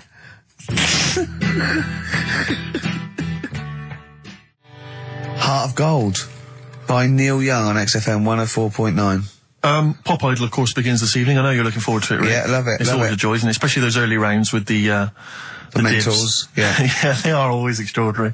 That's the only reason I watch. I mean, I can't be bothered with the later contest. It's just watching the freaks for the first couple of weeks. It's an absolute pleasure. Yeah, I sort of like watching the judges. They're good as well. Oh, the judges are good, yeah. I like the fact they've got their little shtick, the special jokes they've obviously written or just waiting to get them in. Yeah. It's just great. But I like when Pete Waterman cries as well. Does he cry? Sometimes, if he's moved by it. He's better than bloody Bobby Daddon. Like it, yeah. Rosie Ribbon made him cry. He just wells up and then like that. That's good. I like that. He talks a lot of old arse, doesn't he, Pete Waterman? I sort of quite like him, though. I don't know. I find him irritating. Well, it's like he genuinely thinks he's up there with Lennon and McCartney. That's one of the great kind of pop Svengalis of his time. Yeah. And, I don't know, you wrote songs for Sunita. Well, let's not knock him. There's Foxes on there. True. No, Dr. Fox is a genius. Obviously can step in if there's any medical emergencies. Rick Waller, you'll be pleased. Now, obviously, as you know, I'm a huge Rick Waller fan. Not only has he got a great singing voice, but he really is a picture, isn't he? No, I know it's a bit harsh. I've said it before, but he does make me a little sick to the stomach when I look at Rick Waller. To be honest with you, it's his own fault. You know, he went in Celebrity Fit Club, he had a chance to sort things out, and his attitude was wrong, and he didn't trim down. And he's, for want of a better phrase, a bloater, and slightly grotesque. But, you know, he's in the paper this week saying that it was all because of his image. He didn't fit the stereotype of what pop stars should look like, blah, blah, blah, blah. Well, he's disgruntled by this. He's got a great singing voice. Well, he has got a great singing voice. But the point is this, Rick, the point is this. Since the days of Elvis, since the days of Bing Crosby... He's not as fat as Elvis. But you're a star because you have to have the whole package. The voice, the sex appeal, everything. We know how it works. Kids buy it. It's pop music. That's what pop music is. You know, if you want to be a big fat bloater, you've got to at least be as good as Barry White. He isn't. Or Pavarotti. And so anyway, he set up an organisation. He's already got a band. You know, he's got a band. You're saying, get over it. The world should revolve around looks. Well, no, I'm saying pop music. That's what pop music is. I mean, this kind of obsession with he should get a chance. But not on record. No, I know, but be a backing singer. The point is, this kid wants to be a star. He wants to be a star, doesn't he? That's the point. He doesn't want to sing and make a couple of records. He just wants to be a star. I'd have thought that's the real rub, that actually he's not being truthful with himself. Yes. He doesn't just want to make beautiful music and sing well. He wants to be, you know, carried around on a sedan chair and adored. Imagine that. I know. He'd have to have a lot of money to pay for the entourage that can carry him out. 4 elephants needed. But he's got a company now. He set it up with his dad. It's a management company. It's called Star Search. And basically, he's hoping to break the fickle industry, expectations. And so if you're a bit of grotesque, if you're a freak of some kind, if you're someone that Karl, you know, would be impressed by or, alarmed by, then you can get in touch with Rick and he can put you in there. Women with beards, little midget fellas, whatever it does not fit the usual norm. Should we cut along? I'm thinking the three of us next week. We won't have much to do after next week. You know, Ricky's got a bit of a singing voice on him. I'm learning to play Blowing in the Wind on the keyboard by Bob Dylan. Yeah. It's like a master that. I don't know what you can do. You can dance. You can dance, can't you? You know that. You've done it. You've done dancing, so... Exactly. It's like, you know... Little Donkey. We'll have a hit at Christmas. Perfect. I'm good at that. What were you meant to be playing when you did Little Donkey in the play? Drums to We Three Kings. But you just busted live, didn't you? Done that. But just talking about looks and stuff, right? Always. Because, you know, it sort of cheeky freak of the week, we did that and I stopped doing it. Sure. It was upsetting a few people. There was a thing on the website the other day about Elephant Man. Yeah. Right? Just keeping up to... You know, up on the news, what's going on there. And, Drunky news. They did a thing about him and what he'd look like if his head wasn't messed up. Yeah. Yeah. And they made a little picture for him. Was he quite good looking? Not bad looking, but you can't use it. It's not like you can't put it on a passport. Sure. Well, and the fact that he's been dead for several years. Yeah. No, but they also do that sort of thing for people who are alive. They say, this is what you look like. So you can't use it for that. Yeah. You can't use it on that's sort of like rubbing it in though, isn't it, really? It is a bit. Yeah. Unless they said, good news, you were ugly anyway. Yeah. So he got honest. You wouldn't have pulled if you didn't look like an elephant. If you were symmetrical, you weren't a looker. You couldn't use it on a little dating agency picture. This is what I look like. Yeah. This is what I would have looked like. And they phone up and go, I'm intrigued, what do you mean would have looked like? Well, I'll see you, as we said, 7 o'clock. How will I recognise you? I'll be eating buns. Yeah, look for the giant cauliflower. yeah, in a coat. Exactly. I love the fact that you're keeping up to date with what the Elephant Man might have looked like. Yeah, exactly. That is amazing. Karl's news is largely what's happening in around 1880. Yeah, or what might have happened around 1880. No, but it's sad though. Did you watch that thing in the week? That What Are You Staring At program? I didn't know. I couldn't face it. I know what you mean. It was about people who'd had unfortunate deformities. Yeah, and it was really sad. I suddenly felt bad about, you know, some of the stuff we'd talked about and what have you. Cause Can I just say something, like, that's quite a nice thing to say. I was suddenly felt bad about some of the things we talked about. Should we go over what we've discussed today? What? What subjects have we brought up today? How can you feel sorry about things like that when we're still doing it? No, I'm just saying, you know, you have a laugh and that, but then you see a programme about it and you go, oh. What, you realise they're real people you're talking about? Yeah. When do you ever forget that? When do you ever forget that when you bring up these cheeky freaks of the weeks, or when we talk about Rick Waller, that there's not a real person on the other end thinking about it? Yeah, but sometimes it's hard because they don't look like real people. Don't slag off Rick Warren. That girl was on with a big head. It's like Bo Selector. We played some Dizzy Rascal earlier, and that was wicked. Exactly, and he's the new kind of the kind of London rap sensation. Yeah. But let's not forget Credit to the Nation from 1994. They're Teenage from Birmingham now, sensation. Steve. Whatever happened to MC Fusion? He got a lot of bad press at the time. People didn't respect him, but I'm listening to that now. I think it was bloody brilliant. Yeah. All right. And crucial, no? Exactly. Adverts. Kings of Leon, Molly's Chambers on XFM 104.9.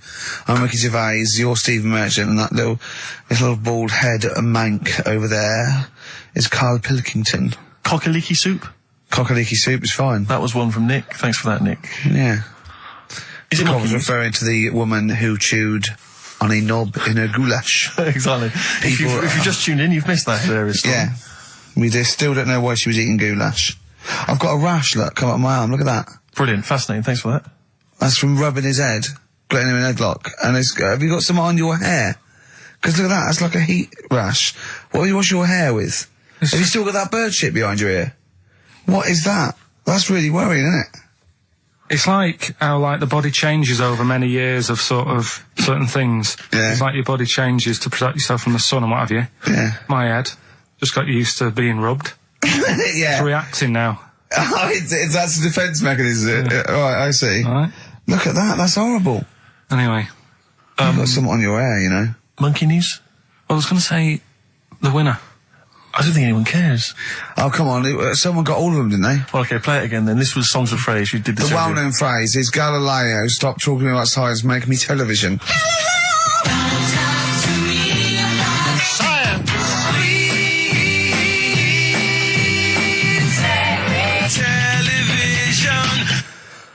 The most convoluted, banal quiz on any radio station ever. I mean, I'm including Moyles, Chris Evans, do you know what I mean? Simon Bates. That's worse than anything they ever did. Apparently, Channel 5 have bought the rights. Anyway, what were the answers, Carl? We had Queen in there, Altered Images, Thomas Dolby. Yeah. Beatles, Aretha Franklin, and Red Hot Chili Peppers. Well, extraordinarily, Tracy and John Burton from Colchester and Essex got all of those right. Why they would want the prizes, I've no idea, but good luck to them. They can enjoy those at some point. God bless. Okay, Monkey News? Do you want a bit? Yes, please. Play the jingle. This rash is weird. Oh, chimpanzee that Monkey News. Right. Right, they were filming a documentary, right, this telly company. Yeah. Doing a documentary. Who? Which one? Don't know. No, right, what was the documentary about? About monkeys. Yeah. Where was it? Africa. Right, when was this? I haven't got a date. Okay. Recently, though, since the advent of television, obviously. Yeah. Actually, a bit of extra monkey news if you want it. Okay, always. Do you know the, Monkey News Extra. Go on. Do you know the Halfords ads? Halfords ads? I don't think so, no. What happens? Halfords, they've you know, they sell nuts and bolts and stuff. Right. They were using monkeys in the ads. Okay. Yeah. And what happened? Don't they sell bikes, Halfords? Well, mainly. Bicycles and motorbike stuff in that. Okay, so they're using monkeys in the ad, but what happened? I can't handle it. What? I can't do this. Look at him. I don't care what he's doing. Well, basically, right, there was a load of hassle because they were using these monkeys in this Halfords advert. Yes. Right. And what happened? Get to the point. It turned out there wasn't a problem because they were mechanics in the first place. Well, they were monkey mechanics? Yeah. What are you talking about? Mental. What are you talking about? That's not a story. Right, anyway, listen, let's get back onto They were mechanics in the first place. Right, listen. Right, so they're making this documentary. Right? And stumble across a little gang of... Come on!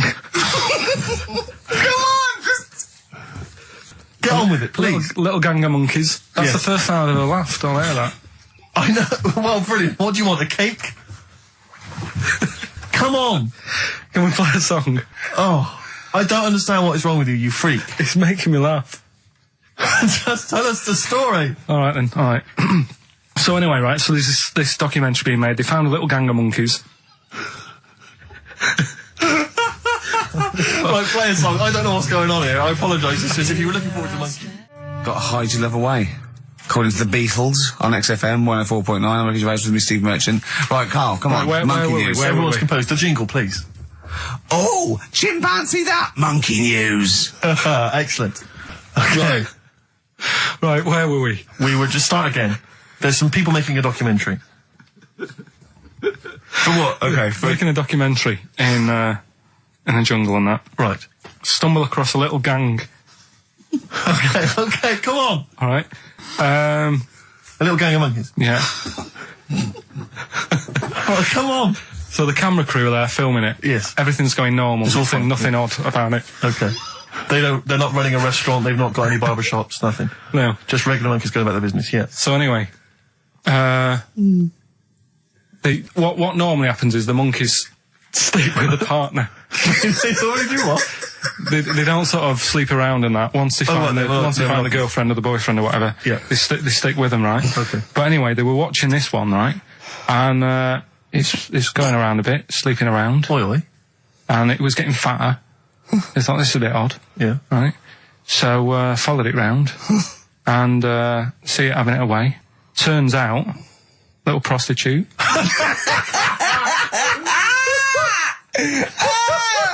Oh, God! It's a little monkey prostitute. And it was getting fatter because it was charging them bananas. What a load of old rubbish. It's charging them bananas! What was it, a boy or... It was a... Woman. Little woman monkey. That's the most extraordinary monkey news I've ever heard. Oh! That is genius! Has this documentary been televised? I don't think it's been on yet. No. And that's all the information you've got? Yeah. And is that's one banana for everything? No, half a banana is for... Just oral? A paw job. Right. If you want full-blown monkey sex, it is 2.5 bananas. Sure. So, let's just play a song. Okay. Let's just play... All right, well, this is our penultimate show, so we're back next week. We're going to make it a barnstormer, I'm sure, lads. I want 100% behind it, 110% next week. All right, none of this giggling, none of this infantile giggling, like two schoolboys. Right. All right, we're going to come back, we're going to have some quality monkey news next week. We're going to have all kinds of treats, I would have thought. Okay. Some great prizes. All right, are we okay? Yeah, best show. Let's make next week the best show ever. Good luck. If you miss it, then you miss out. We're ending with a track from a couple of years back. I think it was 92, 93. Dinosaur Jr. Start Chopping. Play that. Start playing. Forget Start Chopping. Start playing. All right. All right. See you next week. Yeah.